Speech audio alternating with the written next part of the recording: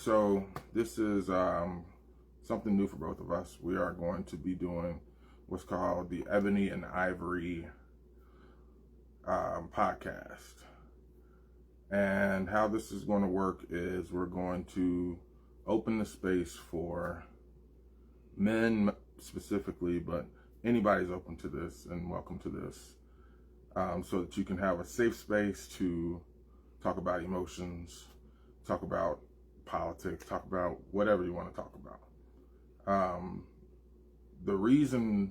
One of the reasons that we decided to do this was because men don't have enough spaces for this kind of thing. And this is judgment free. Nobody's going to be questioning why you're saying what you're saying. And if they do, then they're not welcome here, honestly. We don't have room for judgment in this kind of atmosphere. My name is RJ, and this is Kenny. Obviously, on Kenny's feed, you know who he is, but just wanted to provide a brief introduction as to what this is about. So today we're going to be diving into a few topics that have been pressing both of us. One of the ones that really is kind of important for myself is just getting the message out of when you're not okay, how it's okay not to be okay, and where I've come from, and what he's going to talk on, where he's come from. I think that there are a lot of people that think they're alone in their spaces and alone in their emotions, and don't think that anyone's really ever been where they are. And when you hear some of the things that we've been through, you're going to be like, whoa, we're not alone, because life is hard. And when you go through certain things, it can often isolate you, and that is an act of Satan. He wants you to feel alone. He wants you to feel like nobody cares. He wants you to forget about whose you are. So that's a brief introduction as to what this is going to be about. Kenny, if you'd like to chime in. Yeah, and like my brother RJ said, this is a safe space. I mean, we want men, but anybody could come here if they have something going on. We want you to talk to us. If you need some advice, we're both fathers, we're both husbands, we're both Christians. We may not be perfect people, but then again, there is no such thing as a perfect individual in this world. Okay. And, we're going to speak on some personal things, some real personal things, and it's going to get deep. I've only told these things to one person, and that person's no longer here. And, I've been dealing with so much since she has passed that I kind of need to get this off and out of me, and purge. That's what this episode is called. It's a purge. All right. A purging of the soul, a purging of these negative things that are weighing on you, and everybody needs an outlet. Everybody needs somebody to talk to.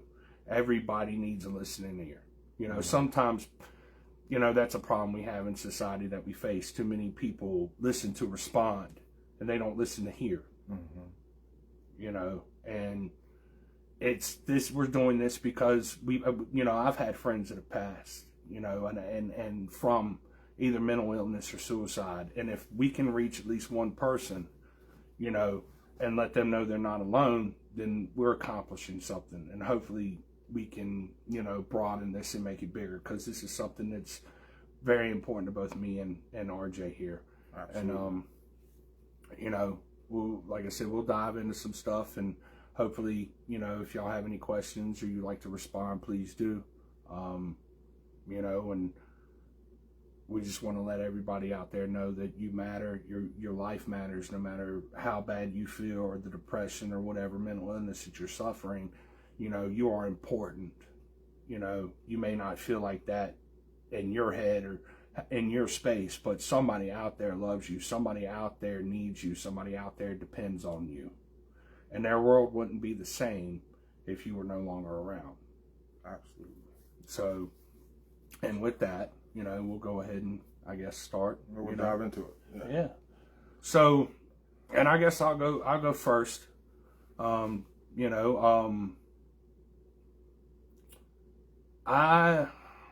wasn't born, let's say, in the best of environments, stable, if that's what you want to call it.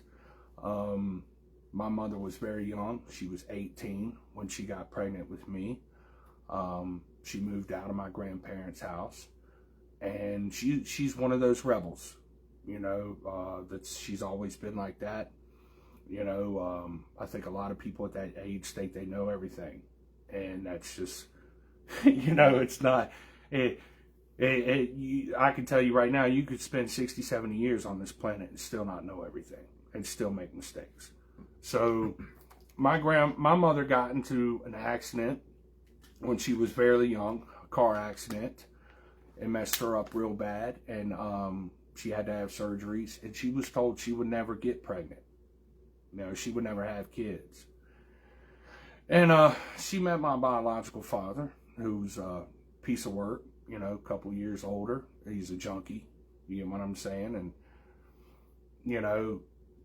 I wind up getting conceived, And around this time, Mom had got into some trouble, and she was looking at some jail or prison time, however you want to call it. And I didn't recently find, I've never been told this story until recently, but she tried to go have me aborted and get rid of me. And, she tells me it's because she didn't want to be, in jail or whatever, pregnant with me, and I understand that, but at the same time, that doesn't feel good to hear at all, and she couldn't have the abortion because she was too far along. Okay, so her pregnancy, with me was throughout her jail time, and I was born, and I wasn't born into, a very good environment. I was abused, a lot, as a young child, by my biological father. I watched my mother get abused all the time, and for things like if she cracked an egg yolk while making breakfast, my biological father would beat her. If I played with my toys too loud or just existing, he would beat me. And I'm not, this isn't like little smacks, people. I'm talking about bloody beatings. I've watched my mom's nose get busted. I've watched her lips get busted. I've watched her get thrown through drywall. I've watched her get hit with things. I watched her fight, and I, as a kid, seeing this stuff, they'll tell you that you don't remember it. No, I remember everything. I remember every beating. I remember every yelling, screaming, cursing every time the police showed up. I remember it all. And I remember one time playing with a train set that I had been given, and I was being too loud, and he come in there and beat me with the racetrack that I was using.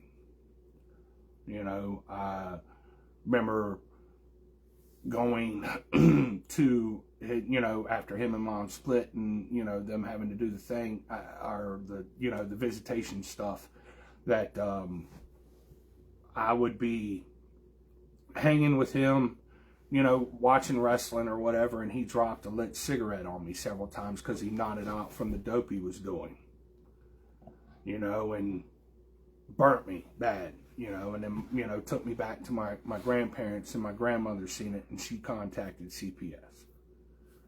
I can remember, me and him got into it one time, and he was always bigger than me, but I remember one time I cracked him, in the sack. We'll just say it like that. And noticing the pain, So I remember that, and I remember one instance we were over here at, what's the Section 8 housing over there near Food Line? Dogwood Manor? No, the Food Line up there near Bird. It's used to call them the cockroach motels.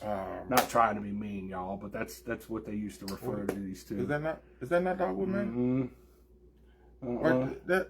Are you sure? No, that's not Dogwood. That's not Dogwood. But we used to live over there in those apartments. You know, I grew up Section 8, and I grew up on food stamps. You know, white trash, if it's how you want to put it. And I remember him and Mom got into it, and I remember him busting her nose and putting her through a wall. And I come in there with this yellow wiffle ball bat and just started going to town. And it didn't do anything. I'm a little kid. But I remember his legs being open, so I just got up under his legs and just started headbutting him, in the groin. And that was effective, but then he picked me up and threw me across the room, and I landed on the couch. And these older couches back then, they had like the wooden, armrests, and it knocked me out, and I woke up and police were there, and an EMT was checking on me, and I just remember that, and it's just, I'm a victim of that. I'm a victim of domestic violence. I'm a survivor of domestic violence. So, and, I'm not putting this out there to make my mother look bad. My mom is great. I love my mom. Good, Bubba. It's okay. She's always been here, no matter what, she's still here, and she may have not made the best decisions, but she stuck around. She didn't give us up. She fought like hell for me and my brother, and but she had her own faults and her issues, and the main ones are, she's attracted to toxic men, and that's one thing that I could say, is prevalent to this day. My mom has always, some reason, been attracted to toxic men. And when you're a young boy and you don't have a father figure, a constant father figure, a constant role model around, man, that messes you up. Oh yeah. It messes you up. You're constantly seeking that, male role model. Now, I mean, moms are great. They are great. They do amazing things, but it's just, it's not the same as having that father figure. And she just never brought any good men around. I mean, after Glenn, who's my biological father, she married a guy named Junior. And, he was 20 some odd years her senior. He had five other kids, 4 of them grown. The youngest, Toby, would have been, I can't remember, 14 at the time that I met him. And I can remember being, 6, 7 years old. Cody was little. We were living over there in those apartments on Ruddle Road, near Horn. And, Junior was over there, and, he spanked me for doing something. I can't remember, either walking in on them or whatever it was. I know you lived over there, then. I did too. Yeah, for a while. And, when so you lived over there when we went to Kunda? Me too. Mm-hmm. That's crazy. Yeah, literally, we're neighbors. Yeah. and then my cousin Brian and them, lived like a little bit over, in another apartment with his mom. So, me and him were tight as, when we were younger. We're not as we were. I think we were 1183 or something like that. Yeah. And RJ's been my friend, ever since, kindergarten. Since elementary school, we've known each other, and I was in some of the special ed classes, not necessarily because I, have a learning disability. I had ADHD and bipolar disorder is what they diagnosed me with. I was in court-mandated therapy until the age of 18 years old. I didn't have a choice. I had to see a therapist twice a week. They put me on all kinds of meds, and that wasn't the problem. I just had so much going on, and nobody was there to listen, or I felt afraid to tell somebody because you're worried about, are they going to come take me, put me in foster care, and those places aren't good for kids. I don't care what anybody says. Bad things happen to kids in those places as well. So, probably worse. Oh yeah, and I've been to some of these places, man. They're not, you got a group of kids, all different age ranges, sexual assault happens there. It happens, on a regular basis. This is not me gaslighting or making something up. This stuff happens. And, but, I can remember her marrying Junior.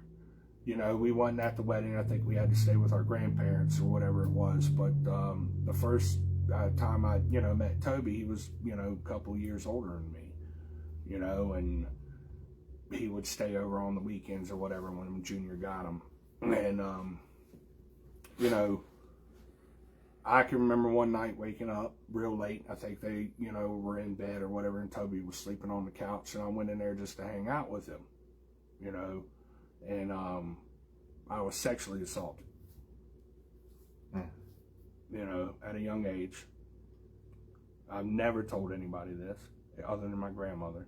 I never told my therapist. I never told anybody, and I not want to make any excuses, but I mean, we were both young, and I understand that he was older and should have known right from wrong. Absolutely. But I don't blame him for anything, and I'm not mad or anything at him for what he did, it happened, and I think karma has taken care of that for me, and it has, that he had a rough life after everything, jail, prison, drugs, whatever it was, so, I think God may have took care of that for me, but that all this happened before I was 9 years old. Dang. 9 years old, and it sticks with you, throughout your whole life, because I was always brought into church, raised in the church every Sunday. My grandparents are the only two people that I could say were positive in my life. The only two positive role models in my life were my grandparents, my grandmother and my grandfather, Shalene and Ken Divers. And, my grandmother worked at Elizabeth Arden all her life and retired. My grandfather was a mailman for the post office. He delivered mail to Bird, and we never had that close relationship like me and my grandmother did. I don't know why that was, but it was that way, and my grandmother's gone, and I'm trying to get closer with my grandfather, because he means a lot to me, and I love him dearly, and I was so proud when I got to high school, and I'd see him delivering mail, it just, he always smiles. He's always smiling and waving, and I was proud to have a grandfather like that. I didn't even know that was your granddad. And, he did that and retired, and now he's a big member of the church we go to, Harvest, and he's always been a man of faith, stoic, strong, but a man of faith, when he walked that line. And that's just, if I'd had a role model like that when I was younger, I wouldn't have I don't feel like I would have made the mistakes that I had made when I got into my teenage years. And, hell, man, it's just, that happened, and then everything in school, man, like I used to wild out in school. You can ask RJ. Hell yeah. I used to wild out, and, that's kind of how we met, because, I got put in those classes, and, they would announce, hey, if somebody wants to go, you could tell it better. What did they announce in the class? Basically what it was like, if anybody wants to go play in this classroom, you can go and have some free time in this classroom. And for me, this was just me getting out of class, going to play. Right. But it ended up me meeting you. Mm-hmm. And, you know, we play Oregon Trail. We play Wheel of Fortune, the little Wheel of Fortune game they had, board games, whatever. But, I mean, the bond was pretty much instant. Yeah. And at that time, I didn't know why the bond was so easily made. But, you know, as we become adults, I understand that because of not the same but similar background, single parent homes, we kind of connected because we both had some emotional stuff that we were dealing with, you know, and I guess that kind of solidified the bond right there. So yeah, that's how that played out. And, you know, like you said, since kindergarten, that bond has just been there, even if we go months without talking, because it's been times where we go months without talking, and even in that time period, like when we connect again, it's just like no time passed. No. But I don't want to interject too much in your story. No. So I mean, and we've been friends since, you know, all throughout school. Now RJ's, you know, mom is, you know, I love your mom. You know, she's funny, but you can tell she's a strong woman. And she's a no-nonsense type of woman. Oh, yeah. Okay? And, you know, and I think that's why maybe you stayed on the path a little straighter than I did. Absolutely. I mean, there was no room for nonsense. There were, like you said, she's a no-nonsense kind of girl. Like, and growing up, I said girl, but woman, but growing up, it was, her mentality was my way or the highway. Yeah. And if you strayed off her way, she was going to light you up. Yep. I had many conversations with Mr. Leather, that leather belt. Mm-hmm. and it was, he wasn't talking to me, he was talking to my teeth. But, you know, I thank God for the way that she brought me up, because literally, like you said, I stayed in the path that I'm going because of her upbringing. I mean, when I tell a little bit about myself, I'll get to where my dad helped me in his own way too. But, you know, because of my mom, I'm literally the man I am. Yeah. Literally. You're a good man, buddy. Hey, likewise. I'm proud of you, brother. Likewise, man. I mean, you know, given what you just said, to see who you are today, it doesn't match. Right. Because you're not a product of your environment. You could have easily went down the same road. And, you know, we know people in our circle and that we call family that did go down that road. You know what I mean? So you chose to take the high road. So I'm proud of you too. Thank you. Yes, sir. But, you know, and we can move on, man. Like I said, I used to wild out in school. I used to get bullied and picked on, and, you know, I took it for years. You know, I took it for years, and I got kicked out of school because of the stuff that I was doing. You know, when I got to Bird Middle, I had been accused of things that I didn't necessarily do. Mm-hmm. They always pointed the finger at you. You know, I got blamed for everything, you know, as a kid. It didn't matter if I did it or if I didn't did it. I had a bad rap with it, you know. And there's a few people out here that knew I wasn't that way, you know. And I'll give a shout out to Miss K, former Miss Janey at Cundiff Elementary School, and Miss Bryant, who was the principal, you know, and Mr. Hartzell, who was the PE teacher. I had 3 people that saw my potential and that cared about me and loved me, and they pushed me, you know, to do better. But at that time, at that age, you don't want to hear none of that crap. No. You know, and so I got kicked out of Bird Middle School for some things that I didn't do, and got sent to some alternative behavioral schools. Roney Cook was one of them. Was it RCCC? Did you go there? No, I went to, they closed RCCC before I went there. RCCC was like a step below. It was still kind of like an alternate school, but, you know, the one that I got sent to was the worst of the worst. You know, you had to wear a uniform every day. When you walked in, you got scanned with a metal detector. You couldn't wear any kind of jewelry or earrings. And they didn't mix you with Noel C. Taylor, did they? Yeah, it was students, the worst of the worst from every school. So you went to Noel C. Taylor? No, no, I just students from Noel C. Taylor. Oh, the wow. ones that got kicked from there. Yeah, this program that they had at Rowan E. Cook was for the worst of the worst. Yes. Gotcha. And we had to have therapy sessions there, group therapy sessions there. And the teacher there, the principal, Miss Haggerty, I don't know if she's around or anything like that, but she wasn't the nicest person. And I got accused of doing something there that I didn't do, and one of the counselors had seen everything that went down and went to bat for me, and she wound up losing her job over it. The counselor did?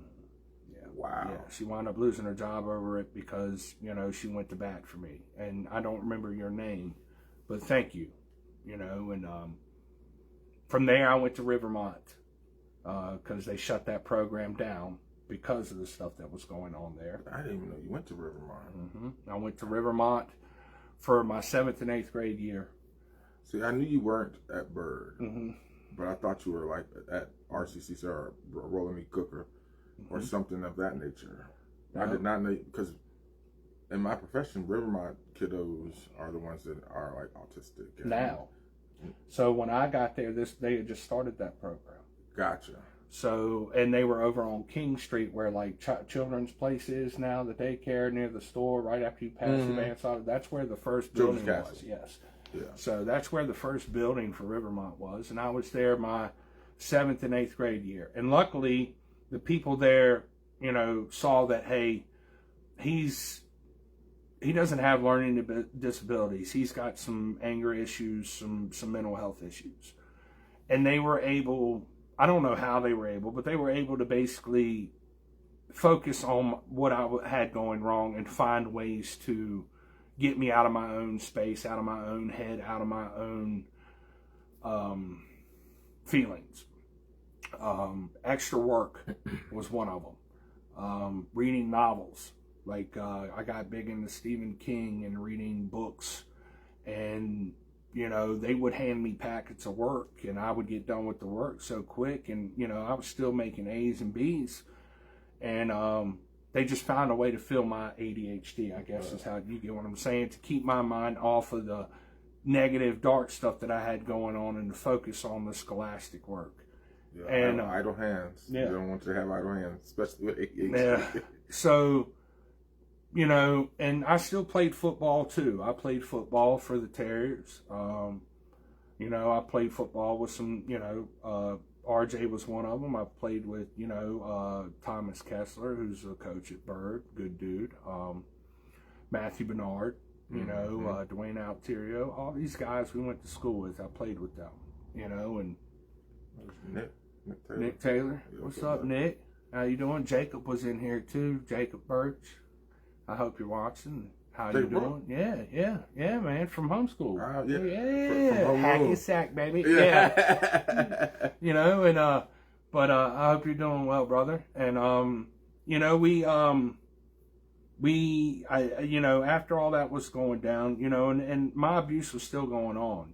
That didn't stop throughout my teen years. My mom still had, an attraction to toxic men, and she got with one guy, and the abuse didn't stop.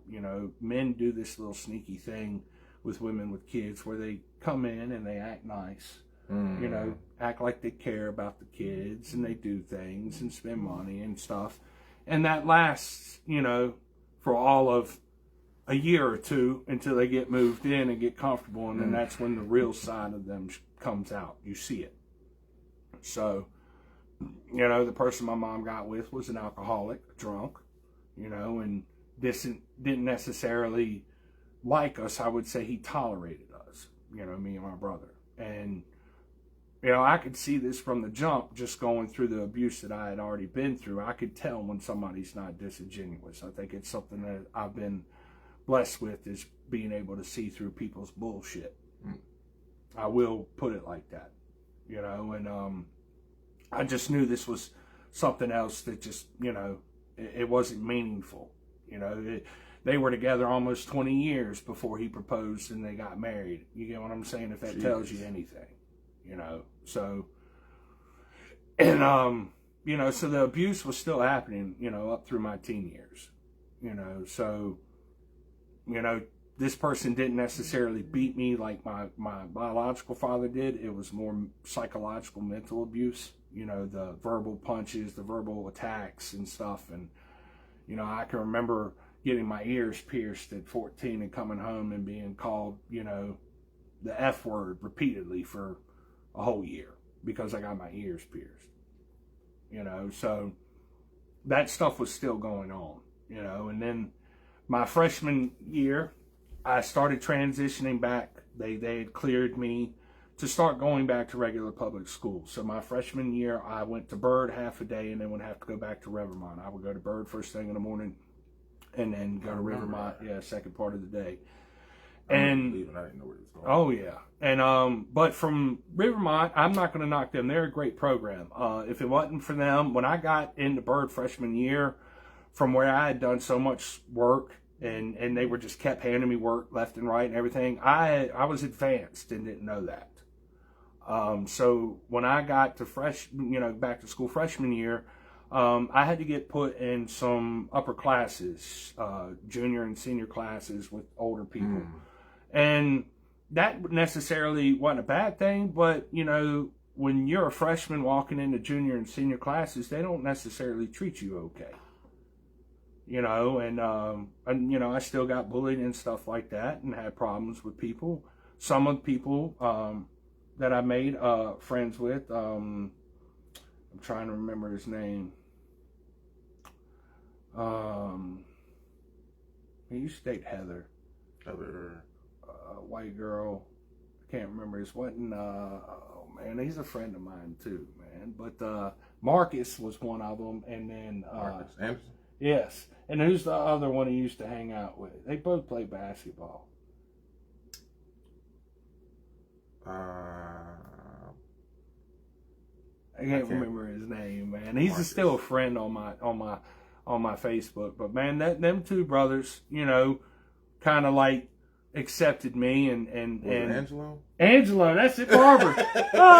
Yeah, so Angelo, Barber, and Marcus, you know, like these two guys, you know, were older than me, but they were cool with me, you know, and kind of, you know, like took me under their wing a little bit and joked with me and what made me feel like I wasn't just, an outcast or whatever. I mean, they were real cool. You know, and I sophomore year, I transferred back full time, you know, to Byrd. And, you know, I didn't get into a lot of trouble necessarily at Byrd, but, that's Chris. He went to school with us, Perkins. What's up, Chris? And, I didn't necessarily get in too much trouble, but this is around the time when my drug addiction started to kick in, you know, and, I was drinking and doing drugs, smoking pot, and got involved with some dudes, not necessarily from Byrd, you know, they're not going to mention their names or anything, but we were part of that, let's say, alternate group or whatever, you know, metalheads, goth, whatever you want to call it, whatever you want to put a label on it, but we just were outcasts. You know, and for some reason, that was our thing. We listen to music, play video games, and do drugs. You know, it was what it was. And it took me down a dark path, you know, a very dark path. Like, I lost my faith because of the things that happened to me. You know, I questioned God and why me? You know, why me? What did I do? You know, I didn't ask for any of this. You know, but... You know, like I said, at a young age, you don't understand these things. True. So, my drug addiction started at 12, 13 years old. You know, smoking cigarettes, smoking pot, drinking, you know, MD 2020, whatever. True. You know, 40s, King Cobra, you know, nasty shit. And, you know, that was my weekends. You know, I would be the good kid during the weekday at school or whatever. And then on the weekends, I would wild out. And,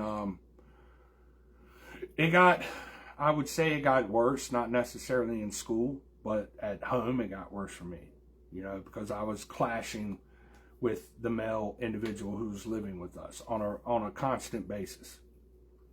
And I got hooked on Adderall and cocaine at about the age of 16, I found a plug. So I was getting my prescriptions, though, from my psychiatrist, but I was getting cocaine from somebody else and wasn't necessarily having to pay for it. Okay? It doesn't. And this is when that period, I'm not going to blame, the cocaine. I will say this, don't do it. It's not good. No drugs are good for you. I don't care, but if I hadn't have started doing the Adderall and cocaine, I wouldn't have lost that fear. I want to put it like that fear of getting into confrontations with people. All right. The cocaine made me feel 10 feet tall and bulletproof. All right. I'm going to put it that way. Yeah. 10 feet tall and bulletproof. I think a lot of people have experienced it. So I know what you mean. So, and I would start fights with people and grown men, and at that point in time, I was a big kid still, and I found out that I could actually defend myself and fight and stand my ground. I didn't have to be a victim of bullying or being picked on and having to take shit off anybody. Now that's not necessarily a good thing either, because at that point in time I couldn't control it. Okay, I could not control the anger. I could not control that violence. It became like a part of me. Just having to prove myself or stand up to somebody, and I was not going to be disrespected. And that those drugs fueled that, big time. And I did it very well. I hid my addiction very well. I never knew. Yeah, Mom didn't. Nobody knew. The only person that kind of figured out, that I had a problem was my wife Kelly. And she knew I was on something, but she just didn't know what. I never spoke about these things. Like I said, this is the first time I'm telling anybody these things other than my grandmother. I haven't told my pastor, my grandfather, my uncle. Nobody knows about this. Not even my mother or my wife. He didn't know. I'm 30 years. How old are we? 31 years of friendship, and I never knew this. So. And I did okay. I will say this. I got into trouble. I had stole some cars, or at least my mom's car. I took it or whatever, and she called the law on me. And then the cop showed up and told her, it was going to be a felony. It was going to ruin the rest of my life if she went through with this. So she didn't. But I did get into. I got arrested twice. At school. I'm sure everybody remembers that shit, and everybody talks about that shit. It was the talk of the day, Didn't necessarily make me feel good. Didn't nobody care about my fucking feelings, but, it is what it is. You getting walked through the school in handcuffs to the principal's office, and it wasn't, my brother, I love my brother, and he's got his issues, but Cody wasn't necessarily the easiest person growing up with, and around that time, I was driving, and Mom wanted me to take him to school, but I was big on getting to school early, and getting my stuff put in my classroom, and then mingling with everybody like we did, until having to go to class. Well, on that day, Cody was running late. He didn't want to wake up. He had been told to wake up several times, and my mom wanted me to take him to school instead of letting him ride the bus, which because he missed the bus. Well, we're getting into it and arguing because he's going to make me late for school. He's going to get us an attendance issue, and I wasn't having it. That morning, I'd done my pills, I had snorted my line, and I wanted to get to school.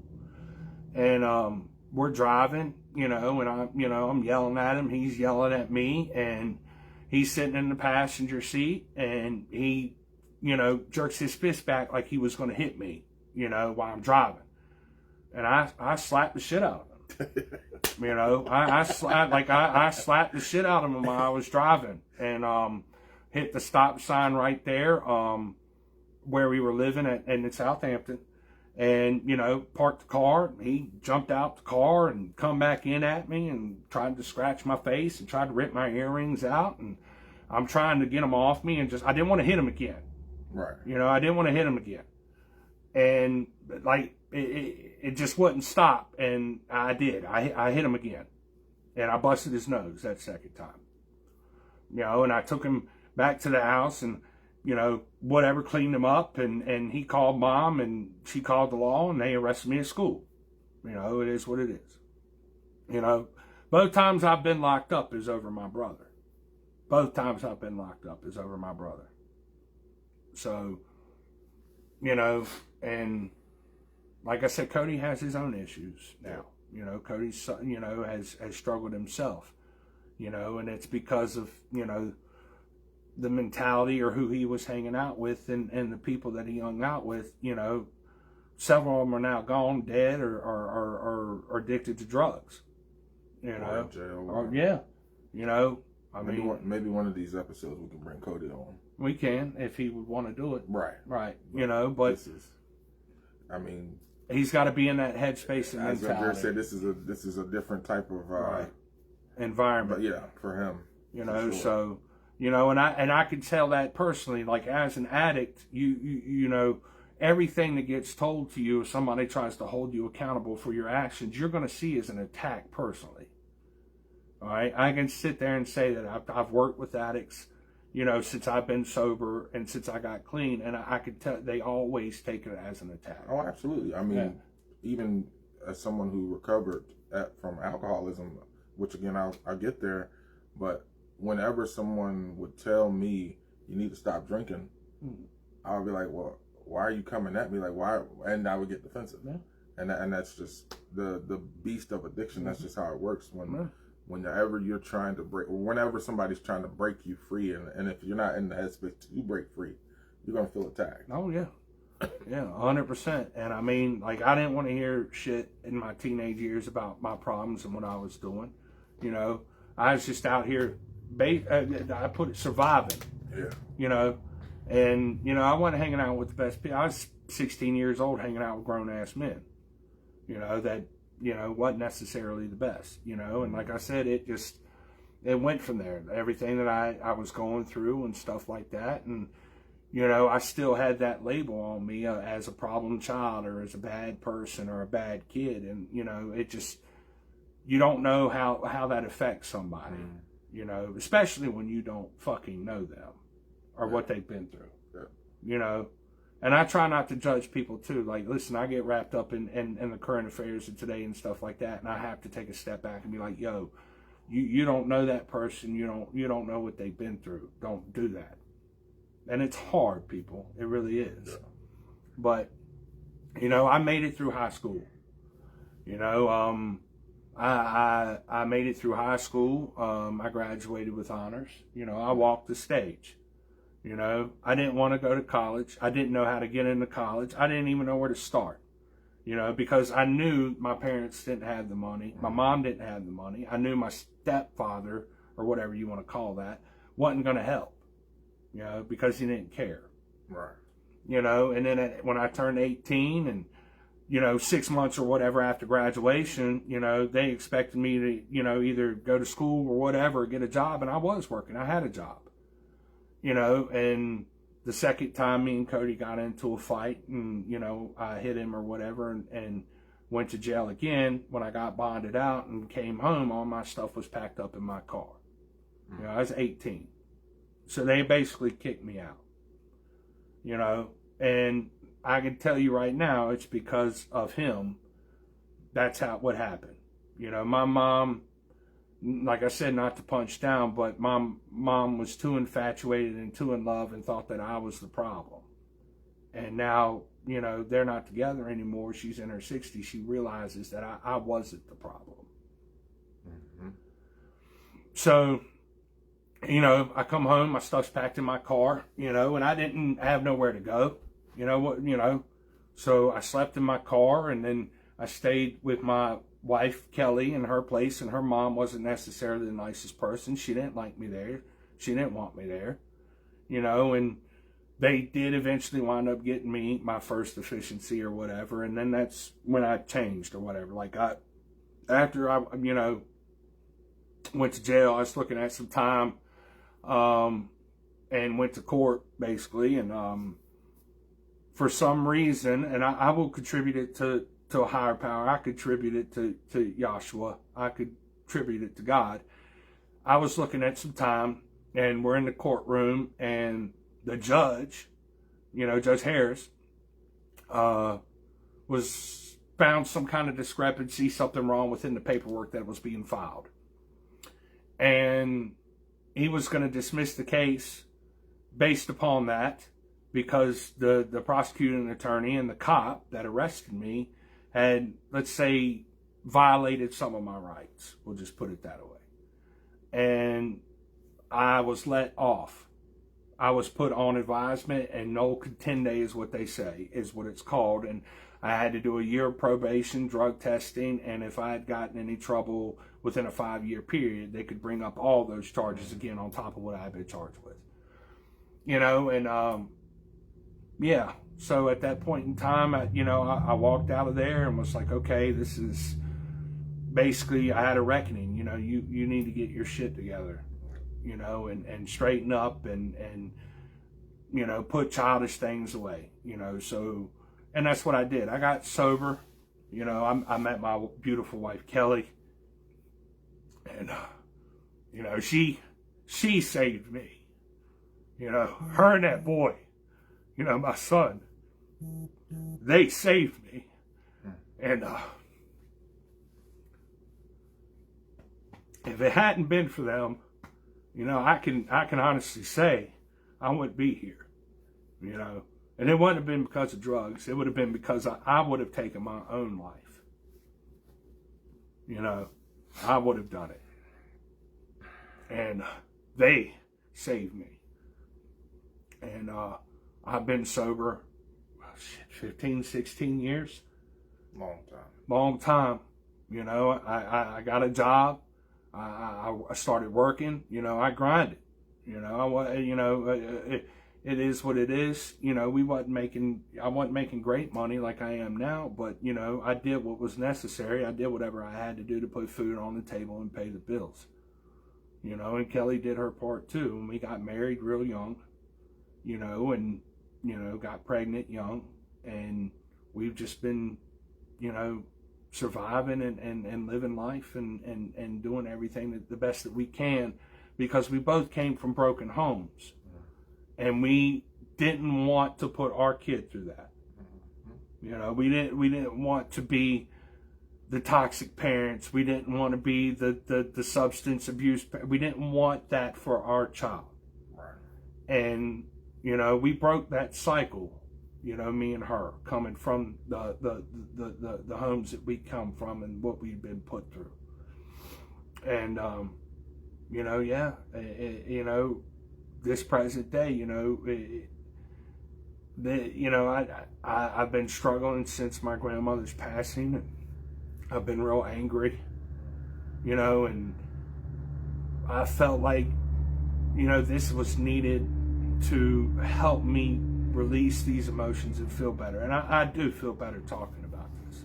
And I wouldn't feel as good as I did if I didn't have him with me.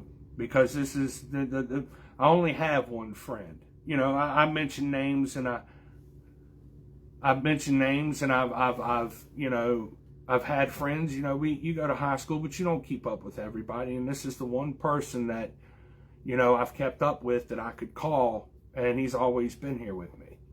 And I love this guy. His kids are my kids. And vice versa. It is what it is. I love his wife Zay, and I'm glad he's found a strong woman, and they're doing great, and they're thriving, and we're thriving. Even in a world where everything seems like it's going to shit, and there's just chaos and vitriol and everything everywhere. We're blessed. We truly are blessed, even though we've gone through so much. And I needed to get this off my chest, because I needed people to know, especially people around me, family, that this is the way I am. This is the reason I am the way I am. And I work every day to break cycles and to better understand myself and my emotions in this world and the things that are going on. But I can tell you, it's a struggle every day. It does not get easier, as the days go on. It's a fight. It's a battle. And God gives his hardest battles to his strongest warriors. That is absolutely true. And that you don't necessarily understand as a kid, and now that I'm better at where I'm at in the headspace, at least somewhat, even though what I'm going through, I want this, anybody who's watching this to know that, there are people out there that are just like you too, and you're not fighting your battles alone. You're not the only one. You're not the only one, and I just wanted people to, if they've ever encountered me, or if I've ever wronged you, or if I've ever done something, I apologize, and I'm That's big. truly sorry if I ever picked on anybody, if I ever bullied you, or if I ever called you out your name or said anything, or I'm sorry. As a kid, you don't realize the effects that, these things can have on other children, or and you just don't think about that, and as an adult, I see it, and I'm sorry to anybody out there if I've ever wronged you, if I've ever done anything to you. I wasn't in the right mind. I wasn't in the right frame of mind. I had my own problems going on, and I took that out on the people around me, and it wasn't right. So, personally, I'm sorry. I'm man enough to hold myself accountable. So, and that's my story, people. If you know me, you met me, or you didn't know any of this, you just thought I was a asshole kid, just a little prick. These are the things. This is why I acted and did the things that I did, and was the way I was. It's not an excuse, but I'm hoping that you can understand at least why I was the way I was back then. And hopefully y'all could, see the changes in me, and we can move forward and hopefully help others, and I've told my story and I've talked enough, and I'm gonna let my main man, my brother RJ here, tell his story. All right. Well, our stories are, the beginnings are very different. Because in the beginning of my story, I was conceived of a married couple, my mom and dad. Now, I don't have very many vivid memories in early childhood of any of the verbal abuse or whatever, that my mom may have endured, or why their relationship didn't work, but because they split when I was 2. So I don't have that aspect. But early on in my childhood, they never did the whole go to court, set up visitation thing. They never did any of that, which as an adult with children that are not by my wife, I never understood why my dad did not do that. Right. And don't get me wrong, love my dad. We have since childhood overcome all the barriers that were there prior, but I am going to talk about the barriers that were there and the issues and the emotional damage and things, because I feel like it's important that people know that the man that you see isn't the man that you see because of just a good life. Because I'll be honest, at like 5-6 years old, not having a father figure around, not really having, except for like one positive male role model that I looked up to, and that's my older cousin Mayo. He was someone who would step in when I would be experiencing those emotional breakdowns from my dad. So my mom, she struggled too. But they always told her, she made too much money to get any kind of support. So she would often feed me and not eat. Like, I'd be like, Mom, do you want some? Mom, can you want to eat? Nah, baby, you eat. So she would feed me, make sure I was straight. And then when my sister come into the picture, which my sister's biologically my cousin, but that's a story for another day. But when, she would always make sure that we were eating and make sure that we got everything that we needed first, because that's just kind of woman she was. She sacrificed. But in my early childhood, without, like I was saying, without a positive role model male, let's just make it what it is. Without a father there, you often, I can't say often, you always just want to have that father figure there. And I can remember at the age of 6, my dad, he had promised we were going to Fallon Park to go swimming. And he called, because I was staying at my granny's house after school. So I was at granny's house. He called my granny and told her whatever he told her, bull crap reason. And then she was like, well, you got to tell him. I'm not telling him. Yeah. So she hands me the phone, and Dad's like, well, something came up. I ain't going to be able to get you today. I'm sorry. And that was the first of many instances of him making empty promises. And, I didn't want him to spend money. I didn't want him to take me anywhere that involved anything other than spending time. Mm-hmm. It didn't matter what we did. Like, we could go sit at a park or go play at a park.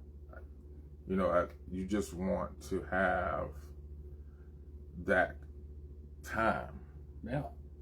And so I remember breaking down crying. And my cousin, though it's telling about Mayo, he's 10 years older than me, so I'm 6, he's 16, he has a car. He sees me breaking down crying, and you know what this 16-year-old kid does? He says, come on, buddy, we're going to go somewhere. So he grabs me, takes me in his car, takes me out to Valley View Mall. You remember when Valley View had the arcade in it? Mm-hmm. He took me out to Valley View Mall, and we went to the arcade.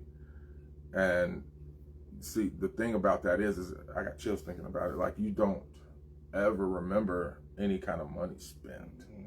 But you'll never forget the times that were spent, because I'll retract or go back and say there were times that my dad did follow through. So I can't completely discredit him. My dad, he was young. He was 23 when I was born, or 22. Yeah, 22, 23. So I mean, he was young. He still wanted to party. He wanted to do his thing. Yeah. But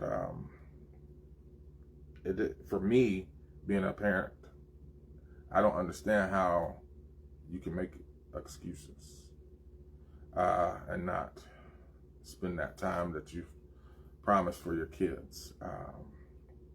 So I remember just always wanting it, and then wanting that time with my dad. And I remember being 7 years old the next year. So I was 7 years old, and he had made one of those empty promises again. And Mom come home from work, and Mom was trying to make up for his stuff. And I remember laying in bed, and I said, Mom, and I was crying. Yeah. I said, Mom, why don't he want me?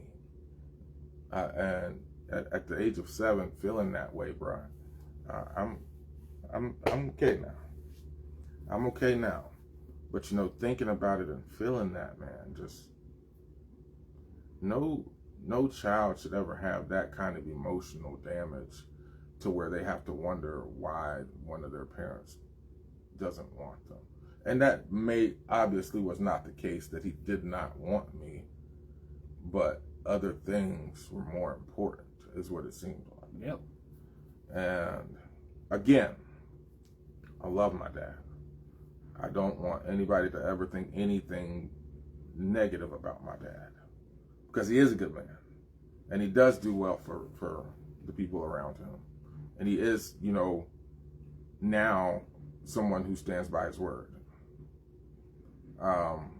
But as a young man, you know, as a young father, it was hard. I'll just leave it there. It was very hard with him not around. And then, you know, my mom, she dated several guys that never amounted to anything, and you know, it just, and I mean, she never really had them around me. So I mean, I would see them in Pat. There was only one that I actually, and I still keep in contact with him. Mike, if you're watching that, that's you. There's really only one that was bought into being like a step parent, because he would play like the duck hunt game with me and stuff on Nintendo and whatnot. But you know, but because of who he was, he stuck out, and he was someone that, you know, I wished things could have went differently with him and my mom, but you know, that's neither here nor there. And so I also was someone that struggled with anger. I also was someone who would lash out, and I didn't understand it. I didn't know why I was so angry. And honestly, I didn't figure that out until after high school. But I had all these emotional problems. And on top of that, I didn't grow into my head until I didn't grow into my head. You're gonna bring that shit up. Yeah, I have to because it also shaped me, because I was bullied because of the size of my head. I was bullied for that, and it went from kindergarten all the way till probably middle school before the bullying stopped. I mean, it still continued a little bit in middle school, but then I started lifting weights and getting bigger than those kids that were bullying me. Right. So that's how it works. So, you know, and, you know, so those guys that bullied me then, or, you know, we still are acquaintances, and I still, you know, consider them people that I call some of them friends, some of them I don't even talk to anymore. Right. But, you know, that bullying also, on top of those emotions from my dad, you know, that was where the root of the anger was. Yeah. And like I said, I didn't figure that out until after high school. But I was always in church. I was always, you know, because of my mom, who she is and who she was then, you know, I always had a straight, narrow path to follow. And if I didn't follow that, you're going to have to feel me because you can't hear me. You're going to have to feel me because you can't hear me. And so, you know, I thank my mom, and I thank God for my mom, because she literally had, you know, she set the mold for who I would be as a parent. Now, there are other factors that set that mold as well, but so I mean, my childhood, I can say it wasn't bad. Right. It wasn't bad at all. There were some things that happened that I wish did not. Like, you know, like my dad. That's the main thing. My dad. I wish that things would have been different with me and my dad when I was younger.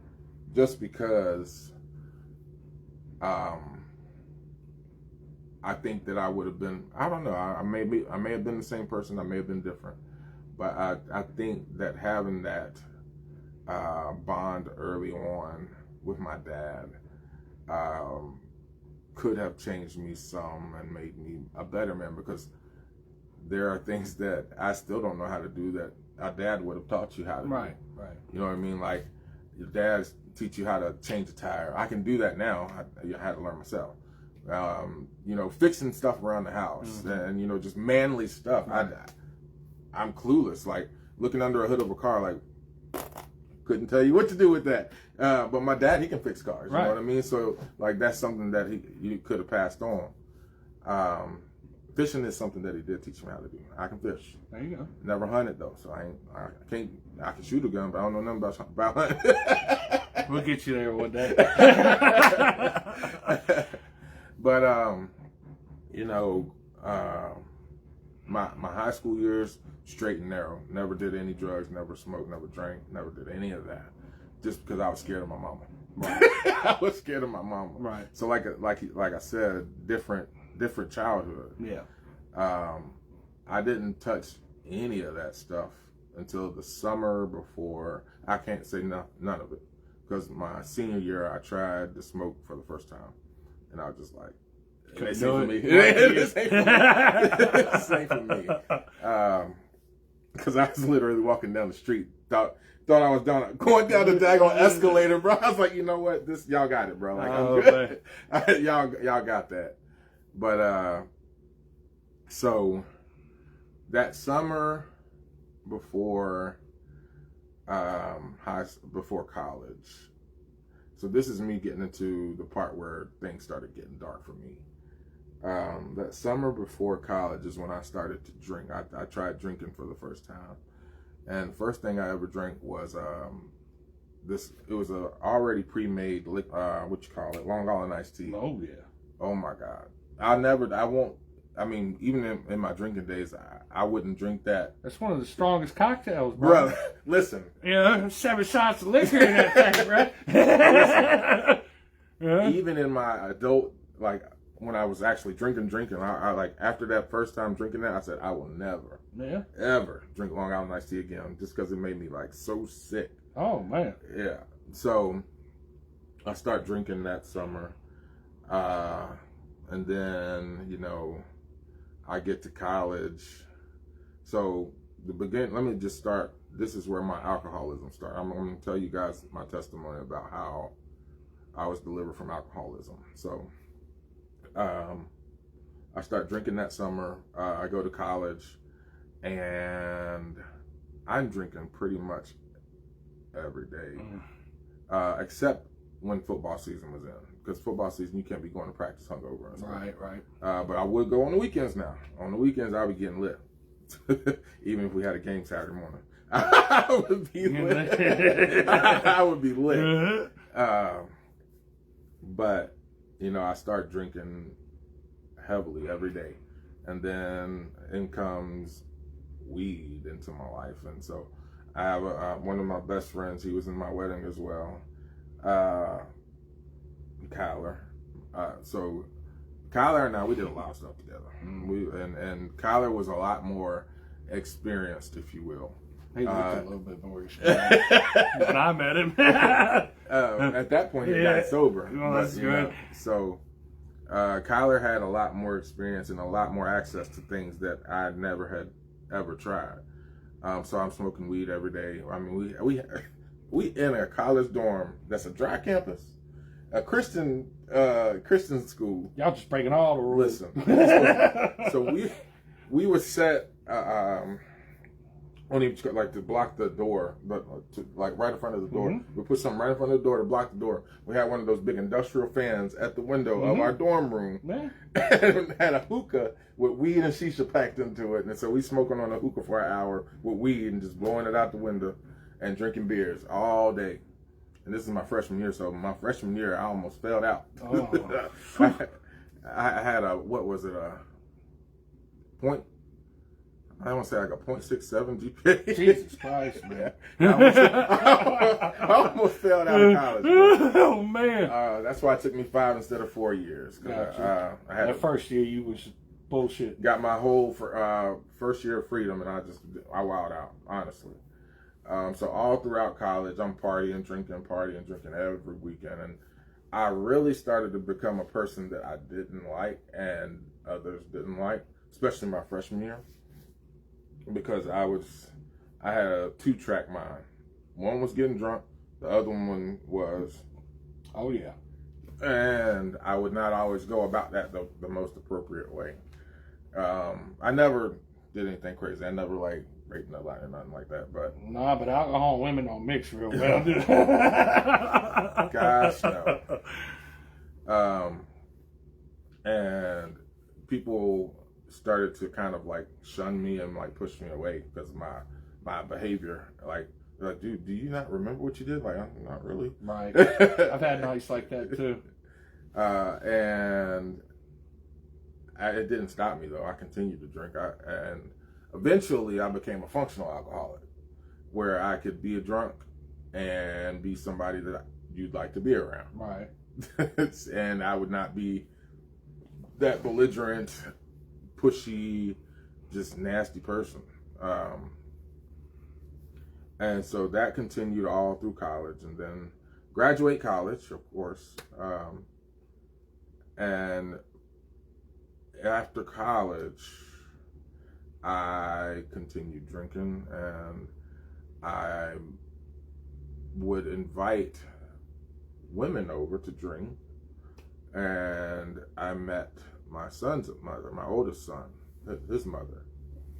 And we did, what we did, and we were drinking and all that and whatnot. And of course, my son gets conceived, and when he's born, like maybe a month afterwards, things changed in her mind, and all of a sudden I'm a deadbeat because I want to be there for him. And so I start drinking even more heavily. Right. So I'm just drinking. I would wake up to drink. And those of you that know me, you would never know this by seeing me, because I've always been a positive person. I always let my light shine. So you never would think that I'm getting drunk all the time. But in that time I'm drinking more, and then I meet my daughter's mom at work, and obviously my daughter gets conceived. That was a whole debacle in itself, because of myself, not because of her mom. Right. But because I had a previous mindset of my oldest son's mom. I was like, well, this is just going to be the same thing, and I treated her wrong. So right. that, you know what I mean? Like, I could have prevented a lot of things had I not had the mindset that I had with my daughter's mother. Not to say that I would have pursued a relationship with her, but it could have been better. It could have gone better with her whole family. Obviously things now are good with everybody on that side. But, because of my drinking, I began to start loathing myself, literally hating myself. And I got real dark at one point. I got to a point where I was sitting on the porch, and I remember it. I was slightly intoxicated, but I was sitting on my front porch. You remember when I lived over in Southeast? Yep. I was sitting on that porch, and it was on second story, and I was sitting there. I was thinking, like,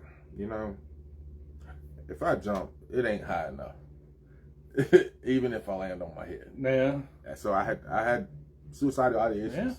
Yeah.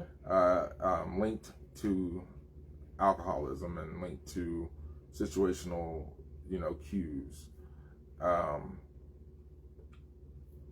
And in that time also, I remembered, so this is a kind of a multi-testimony. In those times of me being a new dad, I remembered those times of my dad. And I told myself, because my kids are 13 months apart, so they're both babies. Right. I said, I will never let them feel that feeling that I felt. So anytime I've ever promised my kids anything, I follow through.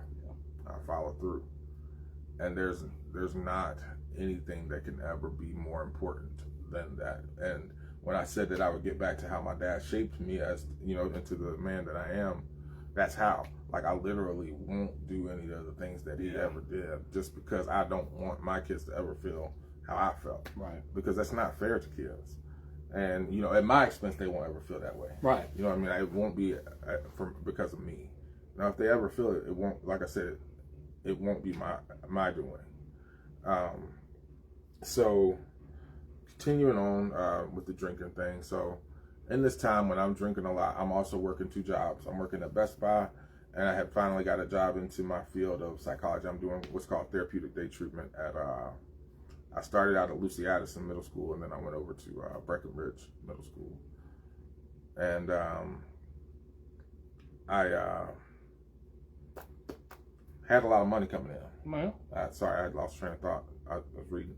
I had a lot of money coming in, and so I was able to pay my bills. I was able to afford my habit. I was able to do. I bought a car, that orange Saturn I used to have. I had bought that, and you know, I was living my best life, as I said. Yeah.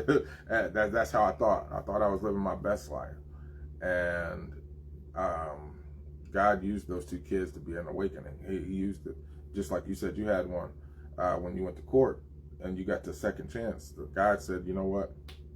You still haven't gotten the picture because you're giving yourself all the glory for you being in the successful position you're in, given all the situational factors. He said, you lost focus, brother. Yep. He said, I'm gonna get you. And he did. So first things first, I get hit with $468 a month for child support for my oldest, plus $125 a week for daycare.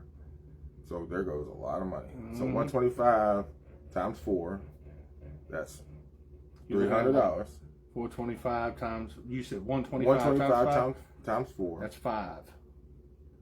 Yes, sorry, that's $500 plus $468. Yeah. So now you're looking at $968 plus $311 for my daughter. That's 12. That's a lot of money. 77. That's a lot of money. That's a lot of money, bro. Especially back then. Exactly. So then I'm not able to afford my rent. Yeah. So I lose my apartment. Right. And like I said, God was trying to get my focus. He was trying to remind me of who was in charge. And I still didn't get it. I didn't get the point. I was like, well, still got my car. Right. I can just go live with my mama. Right. And exactly what I did. I went to go live with my mom. And, you know, in that time, I still was doing all the drinking, which she hated it. And like we had talked about before, when you come at somebody who's in addiction, it's an attack. Yeah. And I rebelled. I continued to do my thing. But I kind of shifted a little bit and got my focus just a little bit though. So because when I was in that dark place, I would go to church maybe once every 3 to 4 months. Right. But then, you know, moving back with mom, I started going back to church every Sunday. So God was like, okay, well, maybe you see now. I'll give you another apartment. And so I get my apartment when I went over there, right there off of Hirschberger. What was it? Sterlingwood. Yeah. Sterlingwood Apartments. So I get an apartment over there. And I was like, well, I'm back on my feet. Might as well start partying again. Right. And I start partying, doing the same, but not necessarily partying, just drinking. Right, drinking. Just drinking heavily. And still not focused on who was providing for me. So God was like, all right, bro, you still ain't, wait, let me backtrack. Because while I was at my mom's, still doing those things, I lost that Saturn, that orange Saturn. Right. That got repossessed. Because I didn't have focus. I was like, well, all right, cool. Whatever. I'll find my way around. And, you know, like I said, I started going back to church and whatnot. And then my daughter's grandmother gave me a car, basically. She had asked me to pay her back. And I gave maybe $25 out of the $2,000 that she had asked for. Okay. But because of my habit, I never had the money to give them. And one of these days, I plan to do something nice for them as well. Okay. But anywho, so they gifted me the car. I get an apartment at Sterlingwood, and again, I go back to losing focus and doing me, as I thought was living my best life. And God was like, all right, you still ain't got it. You still ain't got it. Get up out of there. Get up out that apartment. Going back to your mama's house. And so I lost that apartment. But I kept the car because the car was already paid for. And still drinking every night. 240s are still reserved or worse. Yeah. or whatever I could get my hands on at the time. Whatever's cheapest, right? Exactly. Yeah, exactly. Exactly. Waking up feeling like death, going to work, wondering if I still smell like alcohol. Sometimes they telling me I do. Yep. But, you know, then I got my focus back again. And this time when I got my focus back, it was different. I was still drinking. Right. However, I was going to church and asking God to help, and He did. He helped clear my mind a little bit. I still had a hold on me with the alcoholism. Mm-hmm. Couldn't break free of that, but I had enough, I guess, faith and prayer that God said, "All right, you ain't there yet, but I'm gonna go ahead and bless you." So at this point, I'm still driving that car that my daughter's grandmother had given me, and I had been praying for a job because I had lost the job.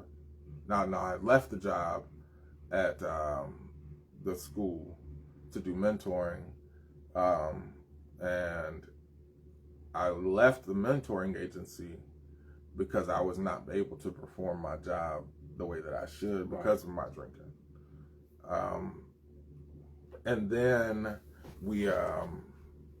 I get my focus back. I start getting back into church really heavily. I start seeking God for guidance and remembering that He is the reason why I'm still able to be afloat. And so I'm at this point working at the Y and Orvis, the call center. Yeah.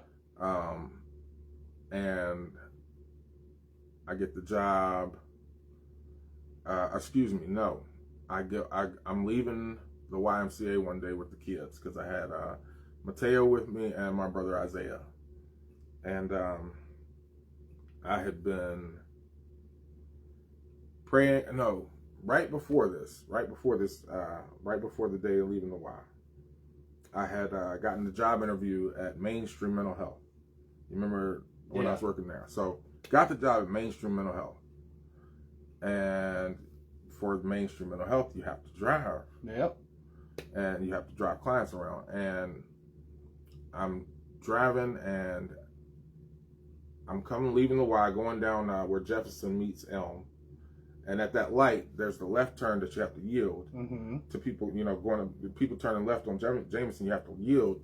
And this guy did not. He did not yield. And I saw it coming. I said, "Oh I said, y'all hold on." Yeah. Because I knew it was going to happen. And boom, totaled that car that my daughter's grandmother had given me. And I just had got that job. Mm-hmm. And luckily for me, I had this guy because they told me I couldn't keep the job if I didn't have a car. And you let me use Old Blue. You let me use Old Blue.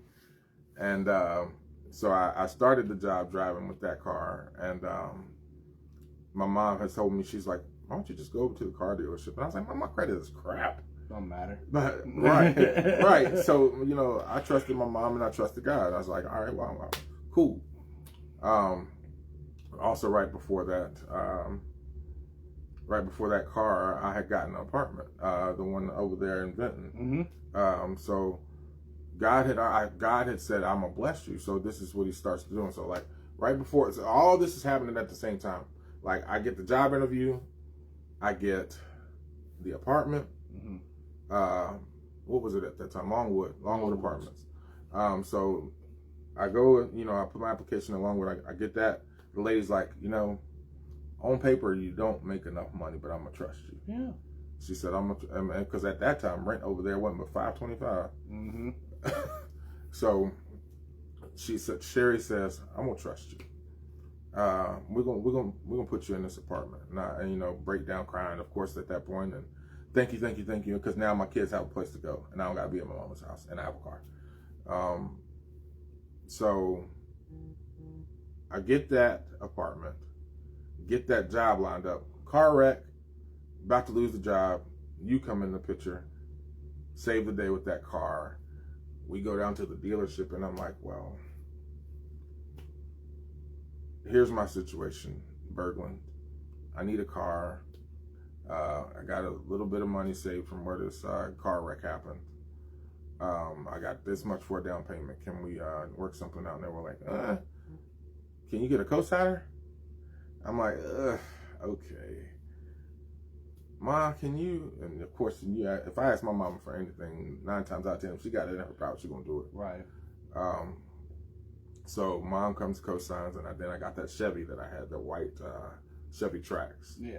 Brand new car, never had that before in my life. Brand new car, and made you feel good though. Boy, yes. Made you feel good because I finally had maintained my focus and allowed God to be the one that got the glory for that, and not glorified myself, because it wasn't anything I did. Right. I can't do anything unless He allows it.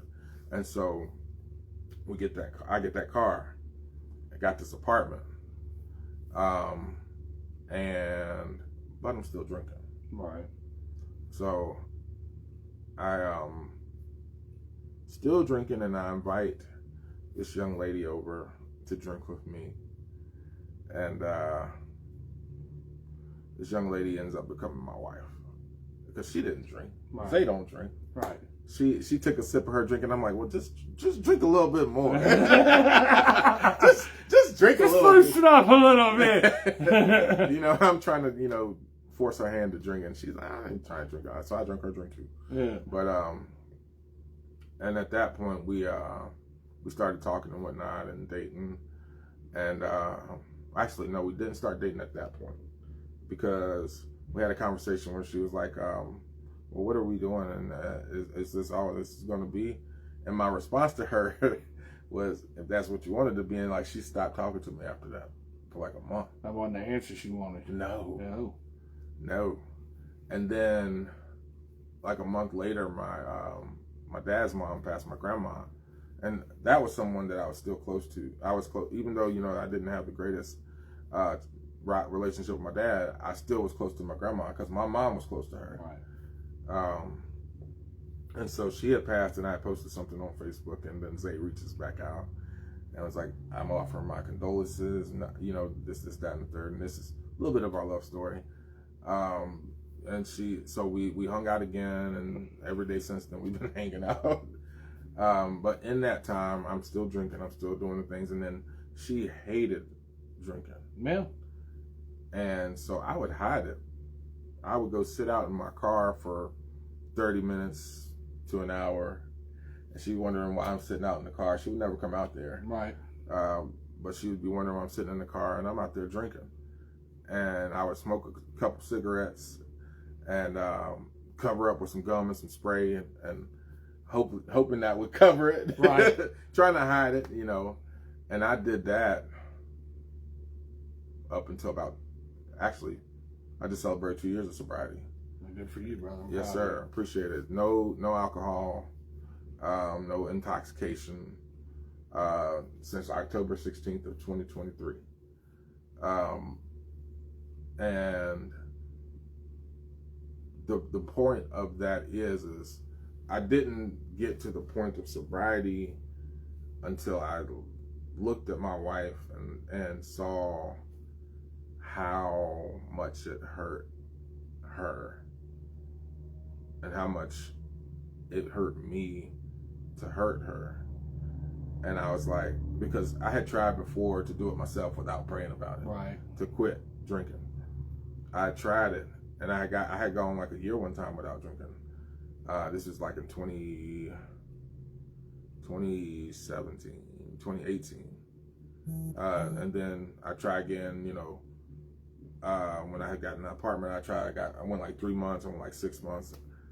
And then when we bought our house and whatnot, there was one night I was laying in bed, and I was like, God, I gave it to God. I said, God, I don't want to do this anymore. I said, I don't want to be this person. Thanks, Jalen. I said, I don't want to be this person anymore. I said, I need you to take this out of me, like get rid of it. Yeah. And that night I had a dream, and I don't know if it was a dream or not, but I was looking over top of myself. It was like an out of body experience. it's like I was on my ceiling looking down at myself laying in the bed, and I watched like what I see it now as the demon of alcoholism be pulled out of me. Right. Like I watched something be pulled out of me. Right. And since that day, I have not drank a drop.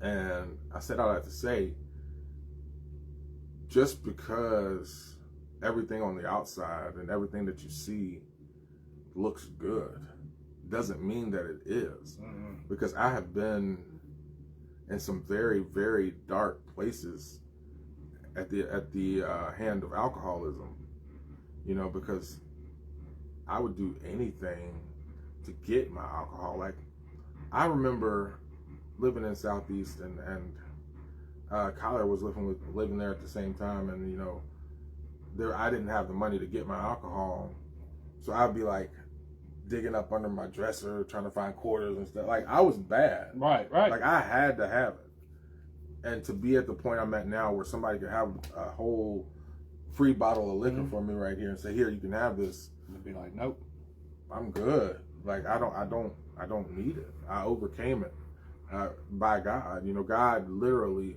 removed the demon of alcoholism, because that's what it is. When people say they're fighting demons, it's literal demons. It is, because it had such a hold on me, and it felt it felt necessary to have it.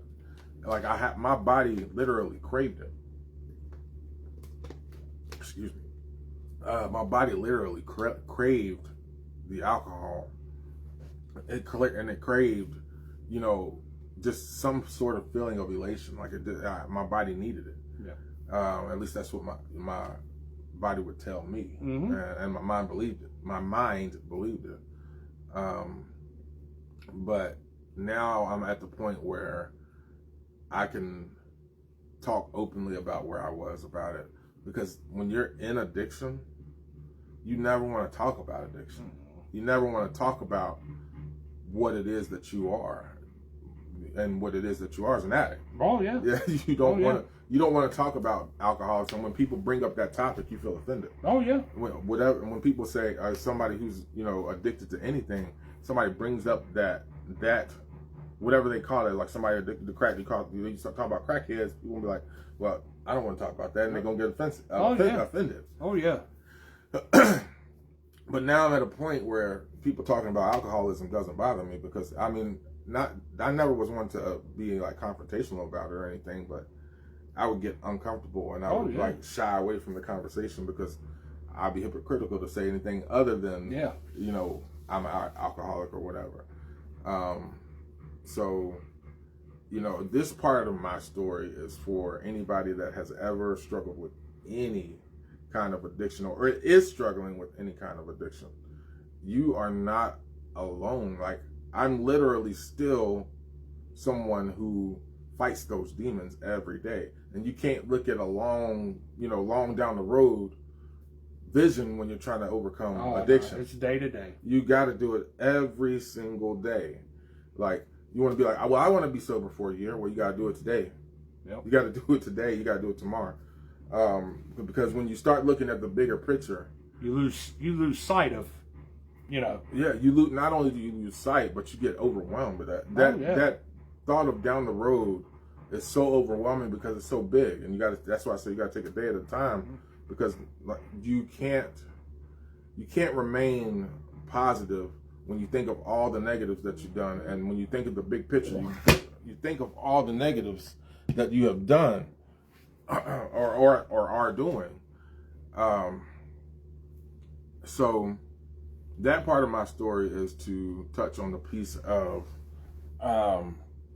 overcoming alcoholism and addiction. Yes. Now back to the parenting piece. And especially my wife, when it comes to that, I wasn't always the best when it came to parenting my kids, especially with the alcoholism. Oh yeah. Because I would be frustrated and yelling, especially at my son, my oldest son. I'd be yelling, and he didn't understand anything of why I was so frustrated, and he didn't understand anything about the world really. And he's getting yelled at by his dad. Of course, I didn't like beat him or anything, and I never degraded him. I was just yelling and making it wasn't right. Right. It was. I mean, I can say honestly that I do put my best foot forward, and I have always tried to be a good dad. But I did have my moments. Yeah, I had my moments as a dad, and still have moments as a dad. But I mean, we're human. Human. But there is something that I can say positive about myself, and that I will always say, is that my kids will never know what it feels like to not have dad around, unless God calls me home. And that is because of what I went through as a kid. And, like I told you, you could have become a product of your environment. I could have too.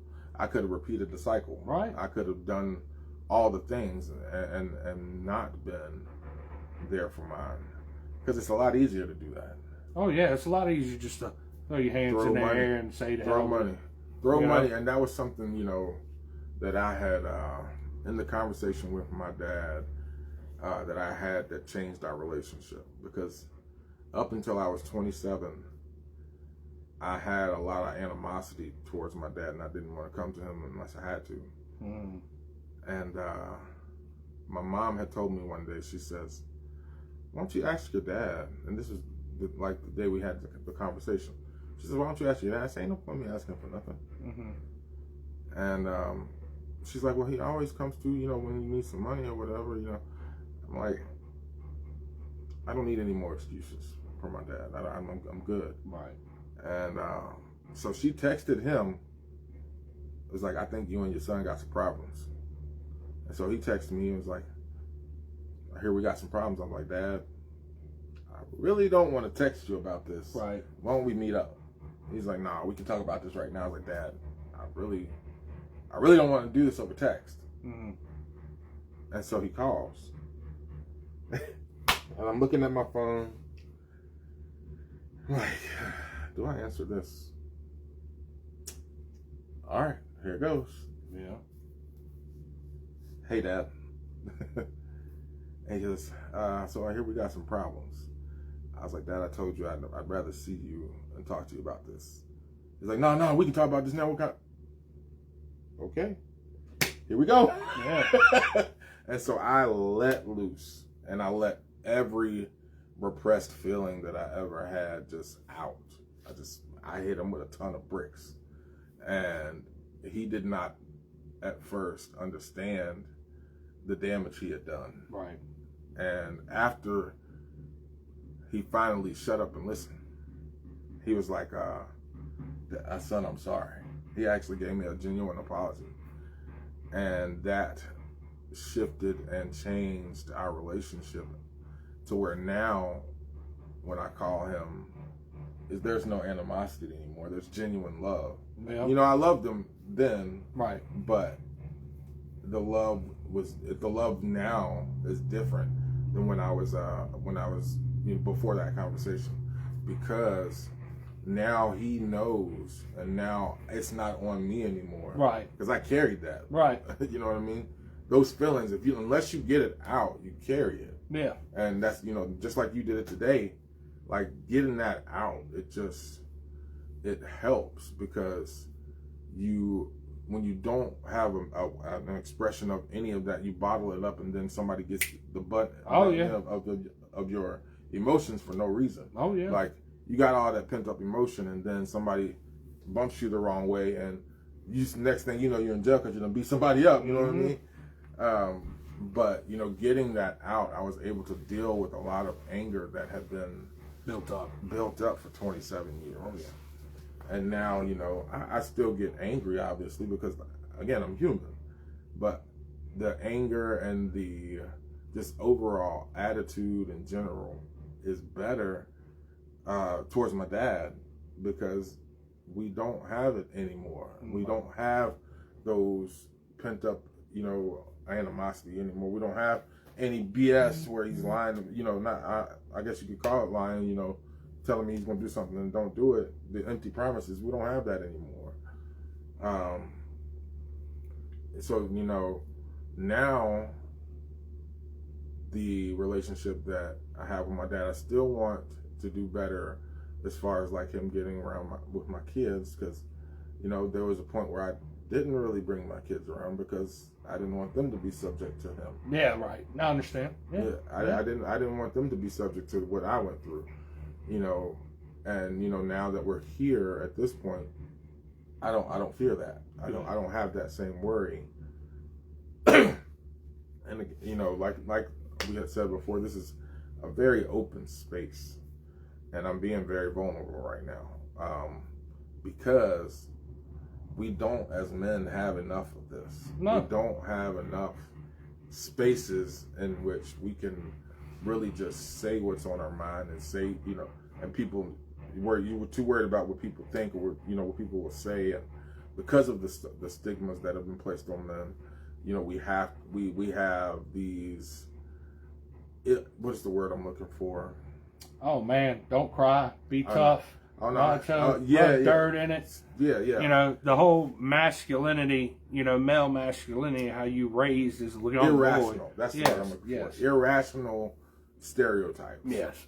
Because they act like men are not human.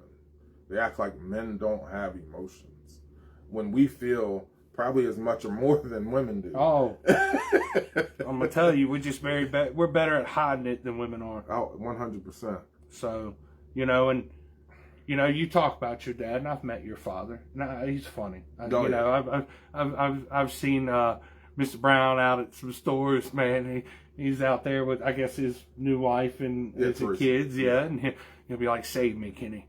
He's like, "Save me." Like, what do you want me to do, man? You know, I'm here too, doing the same thing. It's like we're in the same boat. But you know, and I'm glad that y'all were able to repair that. You know, but and I have questions. So, you know, like whenever you would talk to him, you would always talk to him. He would help you with money. He never spoke bad about your mom in front of you, did he?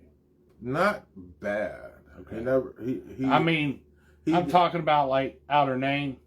Oh no, he never did okay. that. No, he never so, did that. You know, I think you and your father, you know, we haven't talked about this. You and your father probably had a repairable relationship. Oh yeah.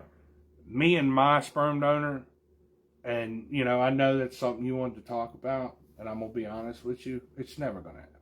Yeah, it's never gonna happen.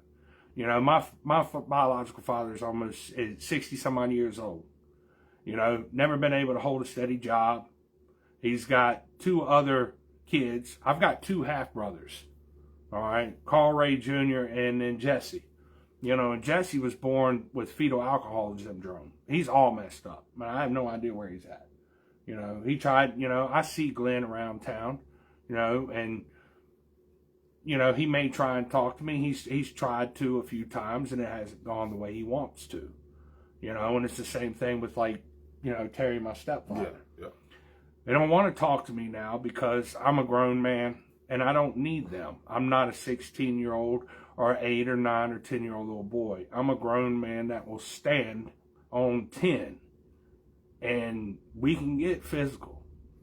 I will always be that guy. Now, I will talk to you and be cordial with you or everything like this, but I do not have a problem getting physical with other grown men. I'm very good at it. Oh, I know. Yeah, I'm very good at it. So, that probably will never happen just because out of those years, you've had 60 years on this, and you haven't changed. You know, you haven't tried to grow up. You haven't tried to be a better person. Every time I see him, he always talks bad about my mother. And, you know. Even now? Yes, dude. Even now. I mean, like, she'll tell you stories. They see each other randomly. Middle fingers, calling each other. Like, dude. And, like, I can't have a relationship with somebody like that who's going to speak like that against the one and only person that's always been here for me. It's not going to happen. Yeah. I'm not going to you ain't going to talk bad about my mom. You ain't going to talk bad about my wife. And you ain't going to talk bad about my kid. And if you do, you're going to have to see me. Yeah. 100%. 100%. You know, and I'm not with this generation of shooting and doing or whatever that shit is. I'm a grown man. I ain't afraid to take no ass whooping. And I ain't afraid to give one either. You know, and that's just the way it is. You win some, you lose some. Oh, well. Right. You know, But it'll probably never happen, man, just because the things that he said and the things that he's done, you know, it's not going to be repairable. Because it takes everything in. You know, you get that fight or flight. Mm-hmm. You know, when stuff happens, mm-hmm. you could feel that adrenaline, you start shaking. You know, and grown men will cry at those period of times. You know, it happens. It's not because they're afraid or they're scared. It's that adrenaline in you. You know something's about to happen. Oh, yeah. So it takes everything in me when I see him, or if he tries to approach me and talk to me, not to hurt him. Mm-hmm. If that makes any sense to people out there who may experience the same thing. Like, it takes everything in me not to hurt that man and physically cause him the same pain and suffering he caused me and my mother. You know, because it's well overdue. And that's fair. You know, that is very fair. You know, I feel that way. Right. You know, but not to act on it. Yeah. All right? I don't act on it because I know what'll happen. Like, that he's not worth it. It's not worth me risking my livelihood, what I've done and how I've grown to deal with it. So, mm-hmm. you know, certain people, you just can't remedy that relationship, you know, and mm-hmm. there's been years and periods throughout my life where I've tried to, you know, and it's the same thing. Like, Mom tried to have him do visitation when we were a little bit older, like 12, 13. We stayed with him a few times. He said he didn't drink, he was sober, and I called him. And I caught him drinking with Carl Ray. Mm-hmm. Carl Ray come over, I guess, to see us or whatever, and they were passing a liquor bottle in a brown bag together or whatever. Mm-hmm. You know? And Carl then when Mom... His oldest son? Carl Ray is my older half-brother. Gotcha. He had Carl Ray when he was 14 or 15, I think. Gotcha. And I'm the second oldest, and then Cody, and then you have Jesse. And I think Jesse's in the system. Like, Jesse's, like, mentally... Like, that's the thing. He got custody of Jesse when Jesse was, like, 17, 18. And he tried to tell... I just couldn't deal with it. I just couldn't deal... You know, so that's the kind of person he is. You know, and that's not a good man. You know, no matter what. You know, and you've had 60 years on this planet to learn how to be a good man, how to take care of your kids, how to hold down a job, you know, and you haven't accomplished any of that. I'm half your age, and I've done it all. Mm-hmm. You know, I've done it all. And no, I don't have everything figured out, but I don't beat my kid. I've never done it. He's gotten a few spankings, just like most kids do. They've got to have it. Yeah. But I don't beat him. And he always gets an explanation of why he's being punished. Oh, absolutely. And he always gets a hug and I love you afterwards. It is what it is. You know, growing up, I found that it's real hard for that older generation of men to tell their boys that they love them. And I have no problem whatsoever telling my son that I love him. Absolutely. You know, now, because I do. I can say my dad, he did always say that. Yeah. No, my dad always had an excuse anytime he seen me. It was always blubber session, you know, sins of the father, and I'm sorry, but it was never genuine. Mm-hmm. You know, it's never genuine. Like I said, I could see through people's bullshit. You know, and it's never genuine. You know, my mom, though, I know when she told me and she apologized, I know it's genuine. You know, and I know that she, you know, wishes she had done better, but, you know, my mom did the best she could. You know, and, you know, it is what it is. I will always love my mom, mm-hmm. you know, and I will always be here for her no matter what. Right. So, she's always been there for me, you know, most of the times. So, but, you know, I don't think it'll ever get repaired. And then, I mean, to be honest with you, I think the only thing that man could do to repair our relationship is put on a pair of 16 ounces and go a few rounds with me, you know. And if he's watching this, I don't know because I blocked him, but I mean, he may be able to see or this may get out to him or anything.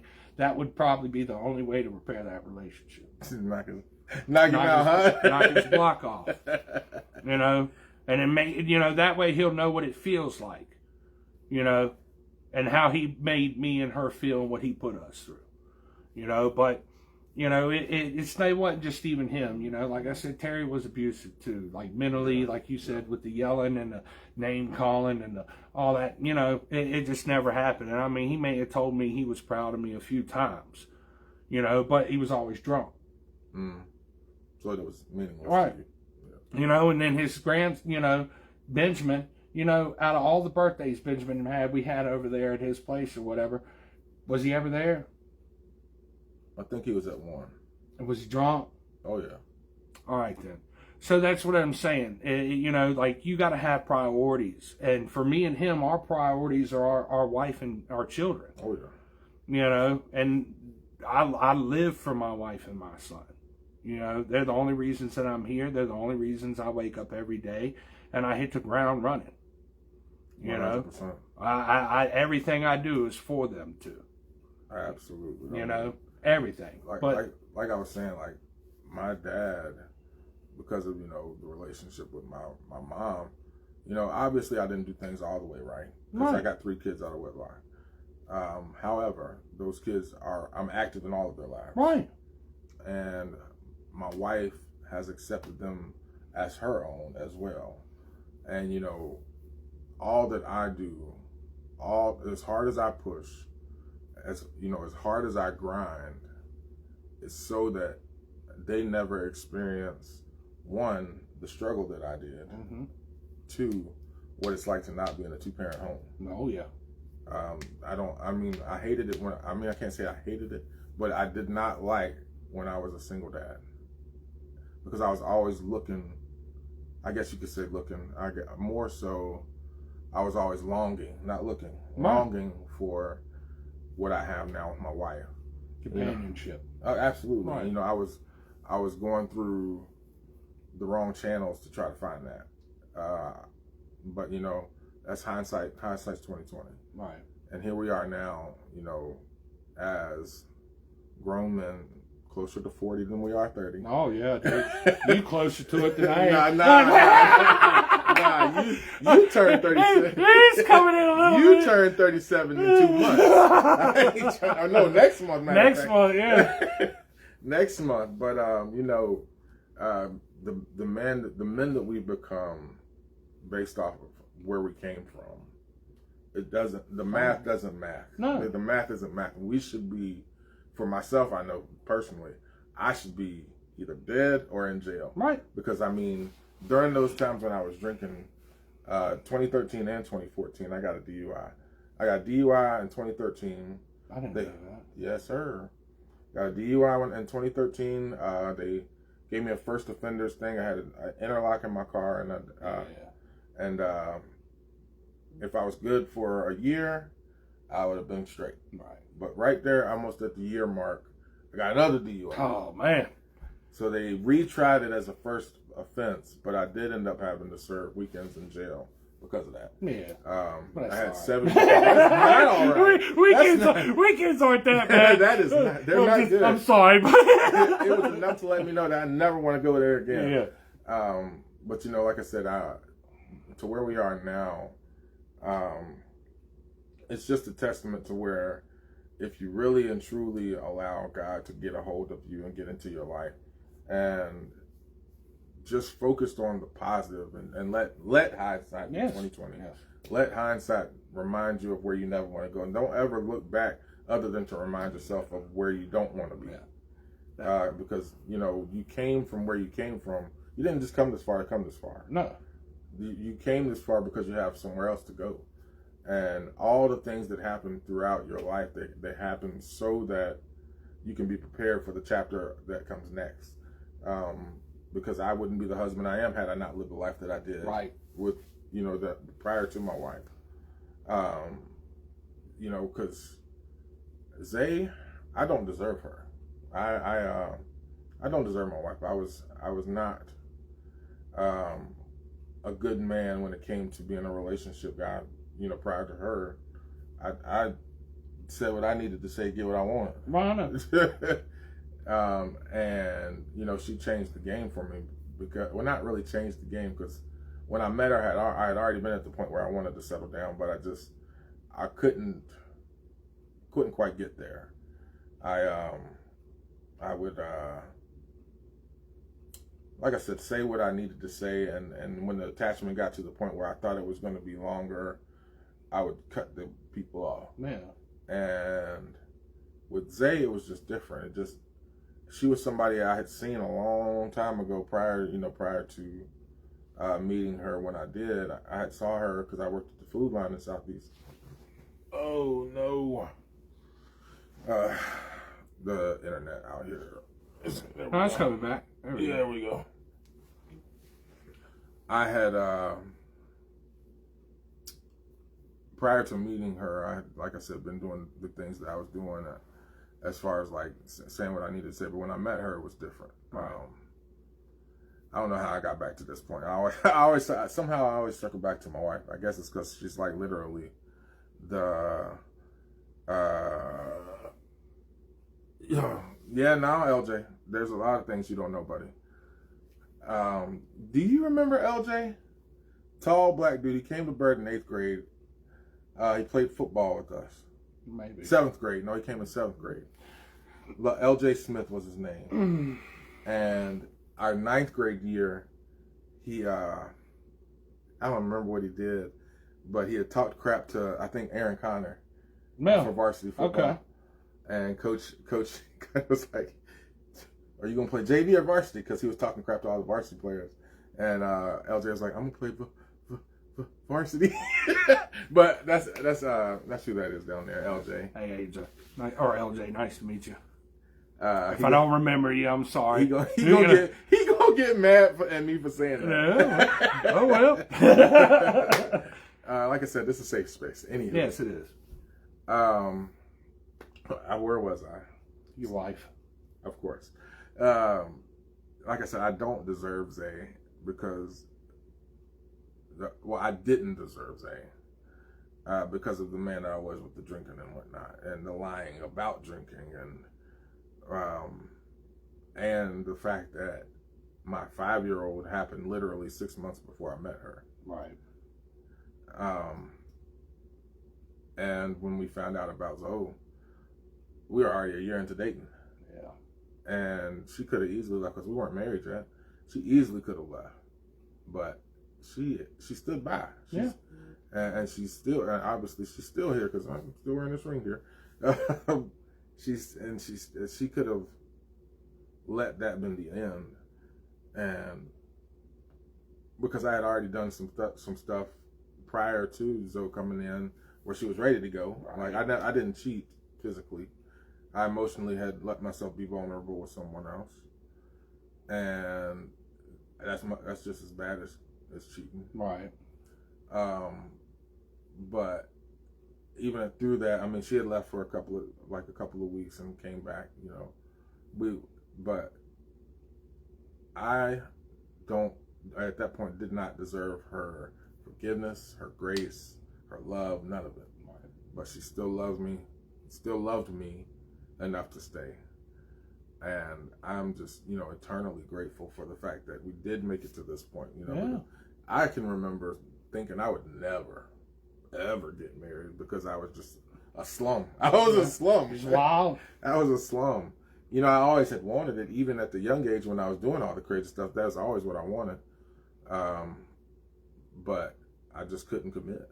I couldn't commit to anybody in that regard. Not that I didn't want to, it wouldn't work. I would get tired of it or whatever. I don't know. Well, at this point, do you think you've learned to love yourself, so now you're able to let others love you? That part is definitely big thing. Yes, and forgiveness of yourself too. Absolutely, you have to. That's something that I had to learn, was that part of me not being able to commit was because I couldn't love myself. Right. And when I first started getting those, blessings of the apartment and the house and the car, the apartment and the car and the job and whatnot, I had started to love myself again because I was also in the gym. And, when you take care of yourself, it's very important. Like when you take care of yourself, you really feel good because, there's a saying, look good, feel good. And that's very true. So when you take care of yourself in a physical regard, your emotions start to follow. Oh, yeah. Because you feel better. That self-esteem, your self-esteem, yeah. It just goes through the roof, so. And like the other day, that's literally what I was thinking about. Like when I made that status, I said, happiness is an inside job. Yeah. You can't depend on anybody for your happiness. Oh, no. Yeah. But I'm glad that you found her. I think Jay is great, and I think she, it's funny how you hear that stuff, but a woman, the right woman, all right, a good woman, Christian, strong in faith, will tame the wildest of men. Oh, yeah. Okay? And they will ground you, and they will make you better. They will. You know, I know that's something this generation is lacking because everybody wants to be out here sleeping with everybody.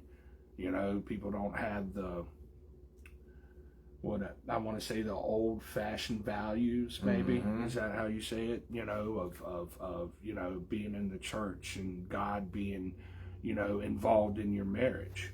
You know, and if you haven't noticed throughout this conversation, we speak a lot of God. Mm-hmm. And we speak a lot of Jesus and the Holy Book and the Word and church.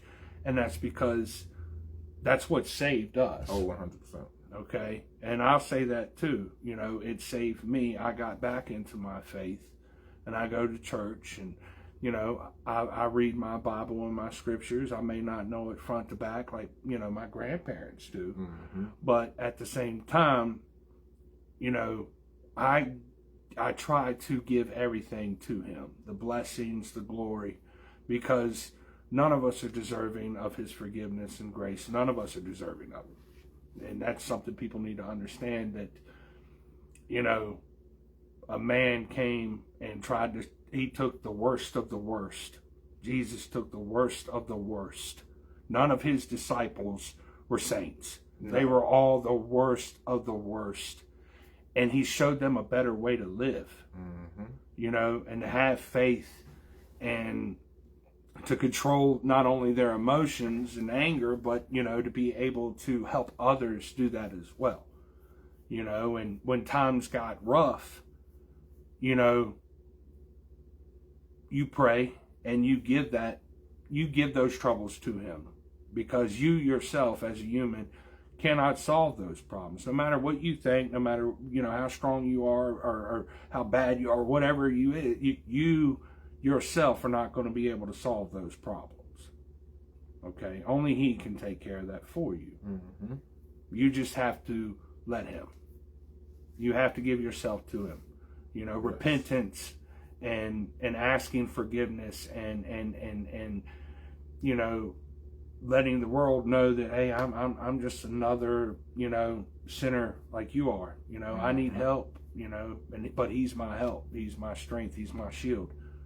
You know, and he's going to get me through it no matter what. No matter what. And I'm going to tell you, like, in my life, I didn't go through everything just because I don't have the time. And some of these details and some of the stories that I have, I don't think are appropriate. You know, at least for this, so we can at least get this reached out to people. I don't want to get censored or banned for the stories that I have. Right. You know, but, you know, faith is a big thing for me and RJ here, and it plays a big role in our daily lives. And, you know, for anybody out there that, you know, like I said, if you're suffering addiction or you're going through some of these same issues or whatever's going on, you know, go to a church. It doesn't matter what church it is. If you don't even know what kind of faith you are, I don't care if you're Baptist, Presbyterian, Mormon, it doesn't matter, man. Like, it doesn't matter what you were raised in. Go to a church. Try and find you a church, you know, and just listen to what the pastor's saying, you know, and try and listen to what God is trying to tell you, because he's telling you something. Absolutely. He tells you something every day. Now, you may not hear his voice, but those signs he will send you every day. Absolutely. You know, it may not come when you want it, because that's not how God works. Okay? You know, you could pray all day, you know, I need this, I need it. God doesn't work on your time. He works on his time. Let's see what LJ's talking about. Let's see. He says, tell him what happened in 2004 Fleming versus Williamsburg, JV. I was playing free safety. How you and Jolando was running scared. Matthew Bernard remembers me. Oh, get out of here. we ain't worried about that. Yeah. What happened with Bernard? I think he did rock Bernard. Oh yeah? Well, you ain't the only one. I've done it a few times too. When nobody running scared against nobody. When nobody scared of no William Fleming. Oh, hey, it don't matter how big, what they feed them or whatever. Where there's a will, there's a way. I will rock you one way or the other. I don't play fair. But you know, back to what we were saying, like if you're out here and you're struggling, you know, and like you've heard our stories, and I mean, and RJ's told you his, and I've told you mine, and we're going to try and make this a continuous thing. Absolutely. You know, and but if you're out there struggling, you have addiction or you have mental health issues, you have something going on, you know, you can always reach out to one of us. Just always know that there's no problem too big or too small. No. There's never anything that, you know, me personally or him, I think I can speak for him too, like that there's anything that you should feel like stupid or crazy for coming to us for. The purpose of this is so that you feel safe to talk to somebody. Yes. I've seen too many people, especially working in mental health, too many people losing not only their minds but their lives to mental health. Mm-hmm. And the purpose of this platform is for anybody. I mean, we targeting men because we are men. Right. But anybody who ever feels as though they're alone or they have nobody to talk to or whatever the case, whatever your feelings are, know one thing is this: the feelings of being alone are not valid. The other feelings that you are feeling are. The feelings of sadness, the feelings of, you know, depression, all of those feelings, they're valid, but you're not alone in those feelings ever. And if ever you don't have access to one of us, you always have access to God. Yes. God has a 24-hour, 7-day-a-week access line. All you got to do is call him up. And it's that easy. Hey, God, I need you. And he already knows what you need before you ask. Yes. He knows. So he's just waiting for you to tell him. Exactly. That's right. And I guess we'll wait a couple of minutes to see if anybody had any questions. Did you have anything else? Well, I am going to sit there and I'm going to tell you if you have issues or something is going on, especially addiction. We do have programs here in the Valley that help.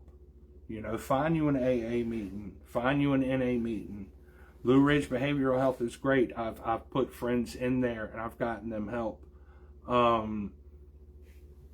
Find you an outlet, okay? I'm gonna get to that.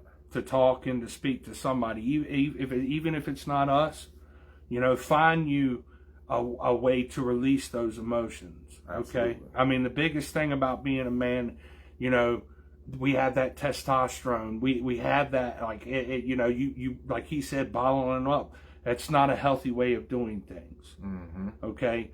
Even if you're not an alcoholic, even if you're not, you know, into substances or narcotics, man, those meetings are full of people who are going through the same things. Mm-hmm. They're just trying to numb their pain a different way. But they will listen to you and they will offer you support because that's what they're there for. 100%. You know, that's what they're there for. And they get too many bad raps, you know, about, oh, you got to go there and do it. No, that's free therapy. Okay, 100%. And I've seen so many men that are holding it back break down and cry and get relief from other men in those groups. You know, I've been to meetings, you know, and I've been sober for 16 years. You know, I've helped with addicts. I had a good friend that went to Bird with us that I had to show some tough love to one day. You know, called me up crying, was drunk. Not this guy. And he needed me. And he needed me. And, you know, and I could have just brushed him off. I remember. You know, I could have brushed him off and, you know, and I didn't.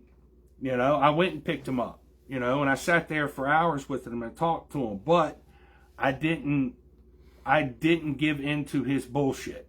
Mm-hmm. All right? I didn't. Yeah, right. I gave him the tough love that he needed. And I told him what his problems were because I could see them. I saw him immediately when I pulled up in the driveway what his issues were. LJ, I'm going to get to you. I see you. You know, and I tried to get him help and, you know, it didn't, he didn't take it seriously there at first, but then, you know, something I guess clicked. And he went and left the state and got help and he's come back here and he's doing a lot better. You know, he is doing a lot better, you know, and I'm proud of him. You know, I'm proud of him. You know, and I mean, you know, I've gone out of my way to try to donate to his cause and help and with the stuff that's going on with things here. I don't do it for clout. You don't see it on my Facebook. You don't even know his name. Yeah, you don't know these people. I only know because he came to me too. Right. So I don't. I help within my community, but I don't. I'm not doing it for clout. I'm not doing it for Facebook fame. I'm not doing it for none of that. I'm doing it because a lot of these people I know, and I don't want to have to go to another funeral. You know, or I don't. Account. Yeah. Not on that account. You know, I don't want to have to bury another person that I cared about. I don't want to see the people that I grew up with not thriving and doing well, because they're still good people. Mm-hmm. They're just lost. You know, as we were. Go ahead. All right, so LJ, I wanted to ask you. I mean, you said that you have, you used to, and I wanted to ask, how long has it been since you have been, you know, clean, and if you want to touch on a little bit of how you have been able to stay. Actually, if you got time, LJ, let me see if I can do this. You can come on here. Yeah, I can do that. I got it. So we're gonna add LJ into this. There he is. Can you hear me, LJ? Hey, can you hear me? Yeah, I can. All right. Hear y'all. What's going on, bud? What's going on? I can't see you though. You can't. What do you mean you can't see me? I can't. You can see me? No, we just hear you on audio. Yeah. Hold on. Let me see. Oh, okay. Let me see. That's cool. But no, I'm pretty sure y'all hear me. Oh yeah. I play football with them boys, so I mean, you know, he was talking about Orlando too. Oh, Orlando. Yeah. Dude, they were some of the guys that I had issues with. You know, when I was. Orlando and RJ wasn't a running back before I got there. I inspired them. Boy, bye.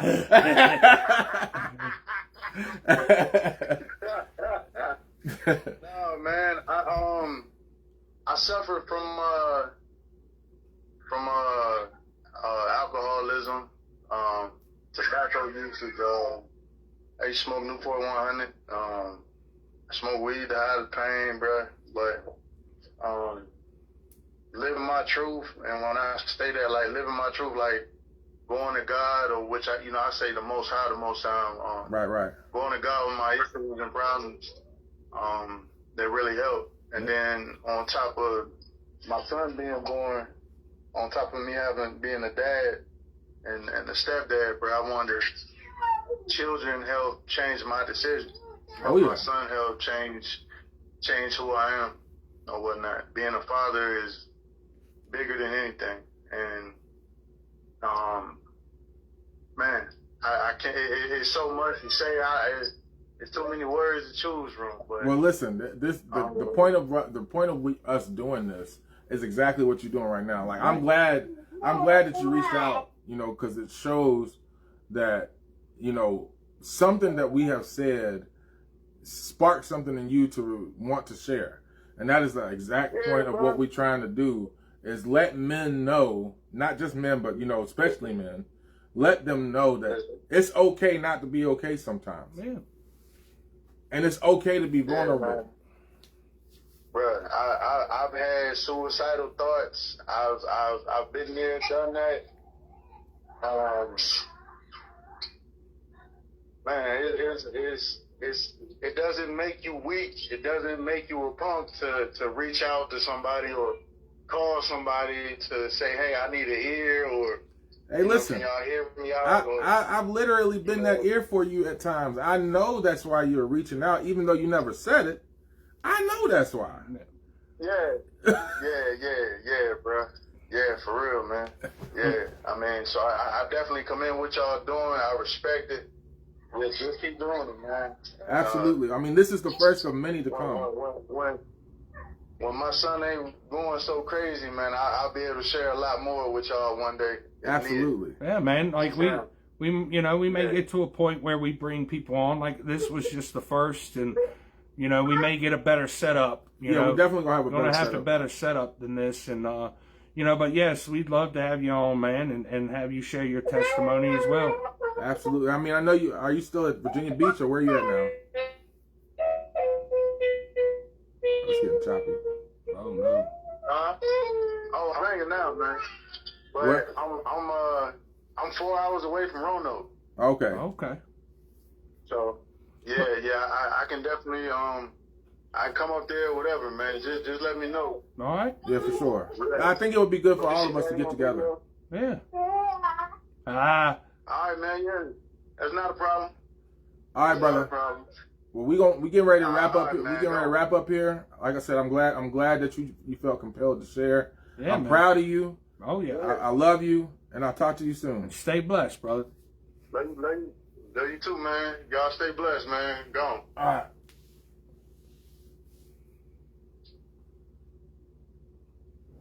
But nah, man, like it's funny he mentioned them, Matthew and them. Like I said, I ain't gonna speak bad on nobody, but that was a group of young boys that I wanted to be like, when I played ball with them. Mm-hmm. Matthew and all them, I think we all wanted to be able to, like, because especially Bernard. Bernard was held in high regard, right, by all the coaches, no matter who he played. It wasn't just that, brother. It's like them kids had the best clothes, the best shoes, the best everything, and I didn't necessarily have any of that. I didn't either. Look, you got a pair of school shoes, and you got a pair of play shoes.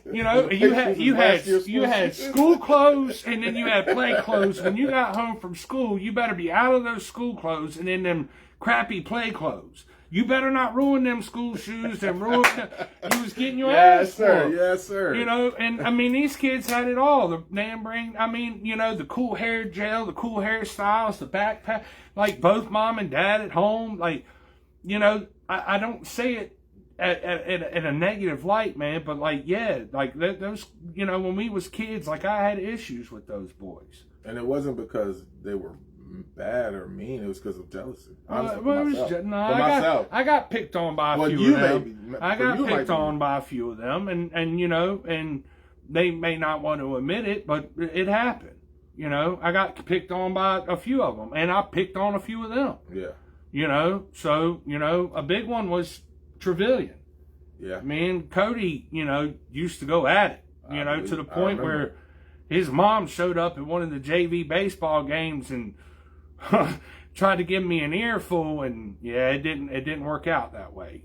My mom showed up, and it all stemmed from not even a problem with me and Cody, but a problem with me and Hunter, and something he had said to me in school, that was very inappropriate, and and I took it out on. I couldn't take it out on him or whatever, so I took it out on Cody. And Cody Cody never necessarily did anything wrong to me. It was just, I took it out on him because of his older brother. And that wasn't right. Right. But then me and him made amends senior year. He was in JROTC. We had the same world history class together with Mr. Beach. And we were all in there. Me found out that, hey, man, this guy sees the world kind of like I do too. And we were all in there. Me, you, him, Gordana, what was her name? Morgan Nicey was in there. All of them. We kind of just made amends, man, and I'm proud of him and what he's doing because I know he's out there kicking ass. He went into the military. I know. Yeah. All his brothers did. His older brother Hunter went into the Army. Yeah, Cody went into the Army, and so did Tanner. Okay, I didn't know. And Cody and I think Tanner were Special Forces. We'll just leave it there. We'll just leave it there. So, I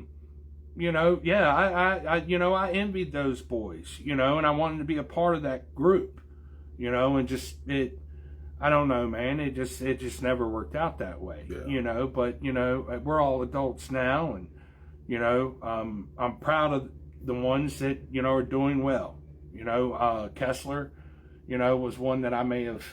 Not have been as nice to, and he's awesome, man. Him and Josh Cunningham are both coaches up there, and they're working with the youth, and they're awesome. They're good men, and godly men, and they're doing the Lord's work by helping them boys. It was so crazy because, I do real estate now. And I went to go show a house. And I looked up the owner because you can see all that. And I was like, man, this is a really nice house. And I looked up the owner because I saw a K. Yeah. I saw a K on the wall. I was like, ain't no way. And so I look up the owner, and it was Thomas's house. Yeah. And he's, the house that he has is really, really nice. And he's selling it to buy a new one. So, I mean, he's definitely been blessed. Doing well, yes. And like he said, we keep speaking upon blessings, and when you do the Lord's work and you do the things that aren't necessarily to benefit you, you get blessed. It's just how it works, And like I said, them boys, I played football with them, and my first year I didn't do so well. They gave me a nickname of because Michael Adams' dad, Bear Adams, and then Michael Thompson's dad, and Jan McMillan were our coaches, and we won several Super Bowls with them in Pee Wee. In my first year, I didn't know nothing about football. I didn't get, and I'll tell everybody this if they don't know, I didn't sign up for football to play football. I signed up for football because the guys that were making fun of me in school were on the football team. And you wanted to knock them out. That's right. And I didn't do that well that first year or whatever, but then, they gave me a nickname. They called me Fruit Loop. And that's where that came from? Yeah. Because wow. I kept asking about it. I was like, when am I going to get a nickname? Casey Stafford had a nickname. Brian Hubbard, Billy Way Welch, all them boys had, nicknames. And, I wanted a nickname, and we were running drills, and Bear's like, well, what did you eat for breakfast this morning? And I said, Fruit Loops. And he's like, there you are. You're Fruit Loops. Oh, and God. That's the nickname they gave me. And that used to piss me off. And that second year, though, I got some size to me. I got a little bit tougher, and, I could play a little bit. And Jan McMillan and them just Jan mainly knew how to press my buttons to get me to do what they wanted me to do. I can't say that I was the best at football, but I can tell you right now, I laid some hits on them boys. And if I'd have stayed with it and not got into drugs, I probably would have laid some even bigger hits on them boys. Absolutely. So probably could have took you somewhere. It probably could have, but it just 6'4". I'm 6'5". Yeah. So I'm back then I was probably 235 pounds in high school. I wasn't the strongest of them, but I had that anger, I had that fire, and that's what separated me. But, I just didn't like the competitive thing anymore, man. It just wasn't, I didn't feel the need to compete with other dudes. I was just trying to find myself and deal with what I was going through, and I chose drugs, and that's, you can't do drugs and be a star athlete. It don't, you can't do it. It just is what it is. And, but when I see them boys now, and, I see Thomas and I see Josh, and, they go to Planet Fitness and them, and I don't feel like that no more. I actually feel proud for where they're at and what they're doing, and like I said, when you're a kid, you don't understand that shit. Absolutely. But when you become an adult and you realize, just kids are going to be kids, man. It's what they do. They're not necessarily the nicest, and they don't have a filter.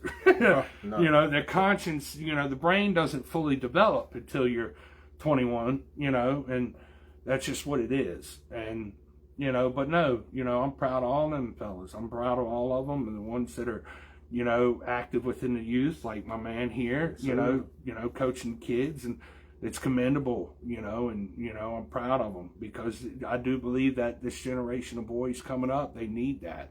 They need positive male role models. They not only need the empathy and the love, but they also need somebody to, get in their butts when they're not doing what they're supposed to be doing. It's just the delivery of how you do it. Absolutely. Because you can't be a soft man in this world, man. You just can't. It will eat you up and spit you out. And it don't care, how big, how bad, or none of that. Look at our prison systems. You don't want to be another statistic. Those are men who never learn to control their emotions. And because of that, they're in prison. You know, having to learn it the hard way. Mm-hmm. But if they had had a positive male role model around to get in their butt, you know, whenever they were doing something wrong and teach them what's right and what's wrong, they may have not have ended up there. Absolutely. You know, if they'd had a positive way to release their emotions, let's say either in sports or martial arts was a big thing for me. You know, taught me discipline, you know, and somewhat to control some of my anger and my emotions. You know, but, you know, I feel like that's something that boys, especially young boys, need. With all that testosterone built up in you and all, them boys need an outlet to get that, you know, out of them.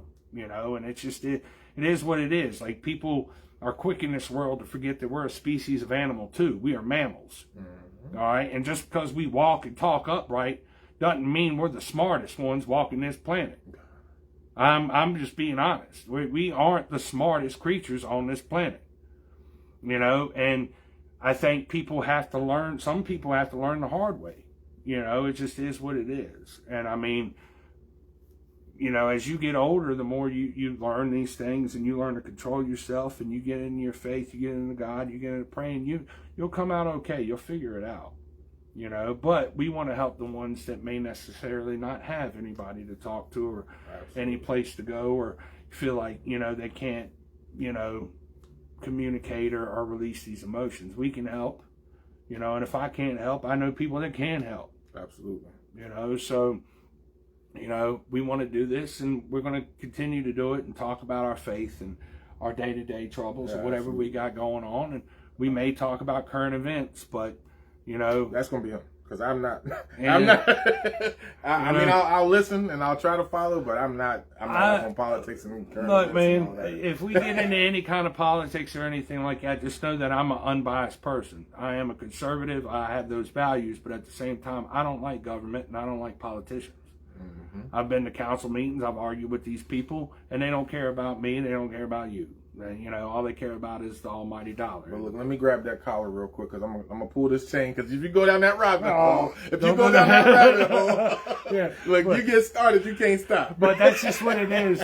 But we're gonna leave it alone there. I seen the wheels turning. We're gonna leave it alone there. You know, but we want to keep this more of you know, men's mental health, men's faith, you know, and friendship and love and you know, coming from two different points of view. Because even though we, you know, this is my brother over here, he always will be no matter what.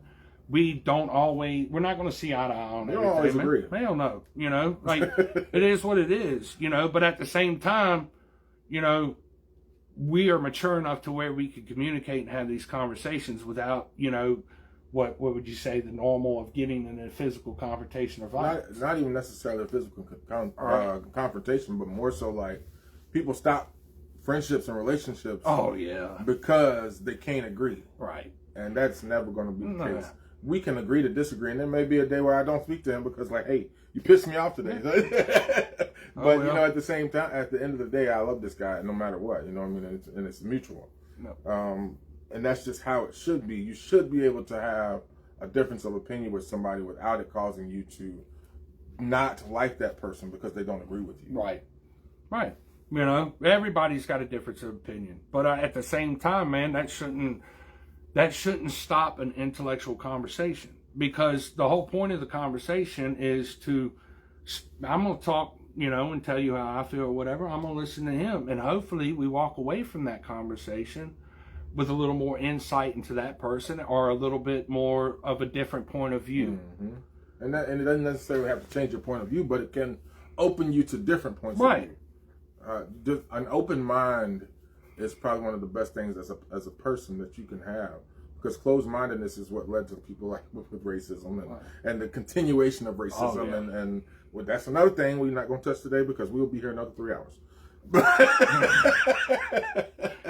And we got wives and kids, so we No, but it may be, like I said, it may be something we want to talk about, you know, later on down the road. Because like I said, you are a black man. And you are. I'm a white man. That's why this podcast is called Ebony and Ivory. Absolutely. And you know, there are things that I can speak on as a black man in America that you probably wouldn't understand necessarily as deeply as I do. Right. Just like there are things as a white man with a different background that I wouldn't understand because I'm not that. Right.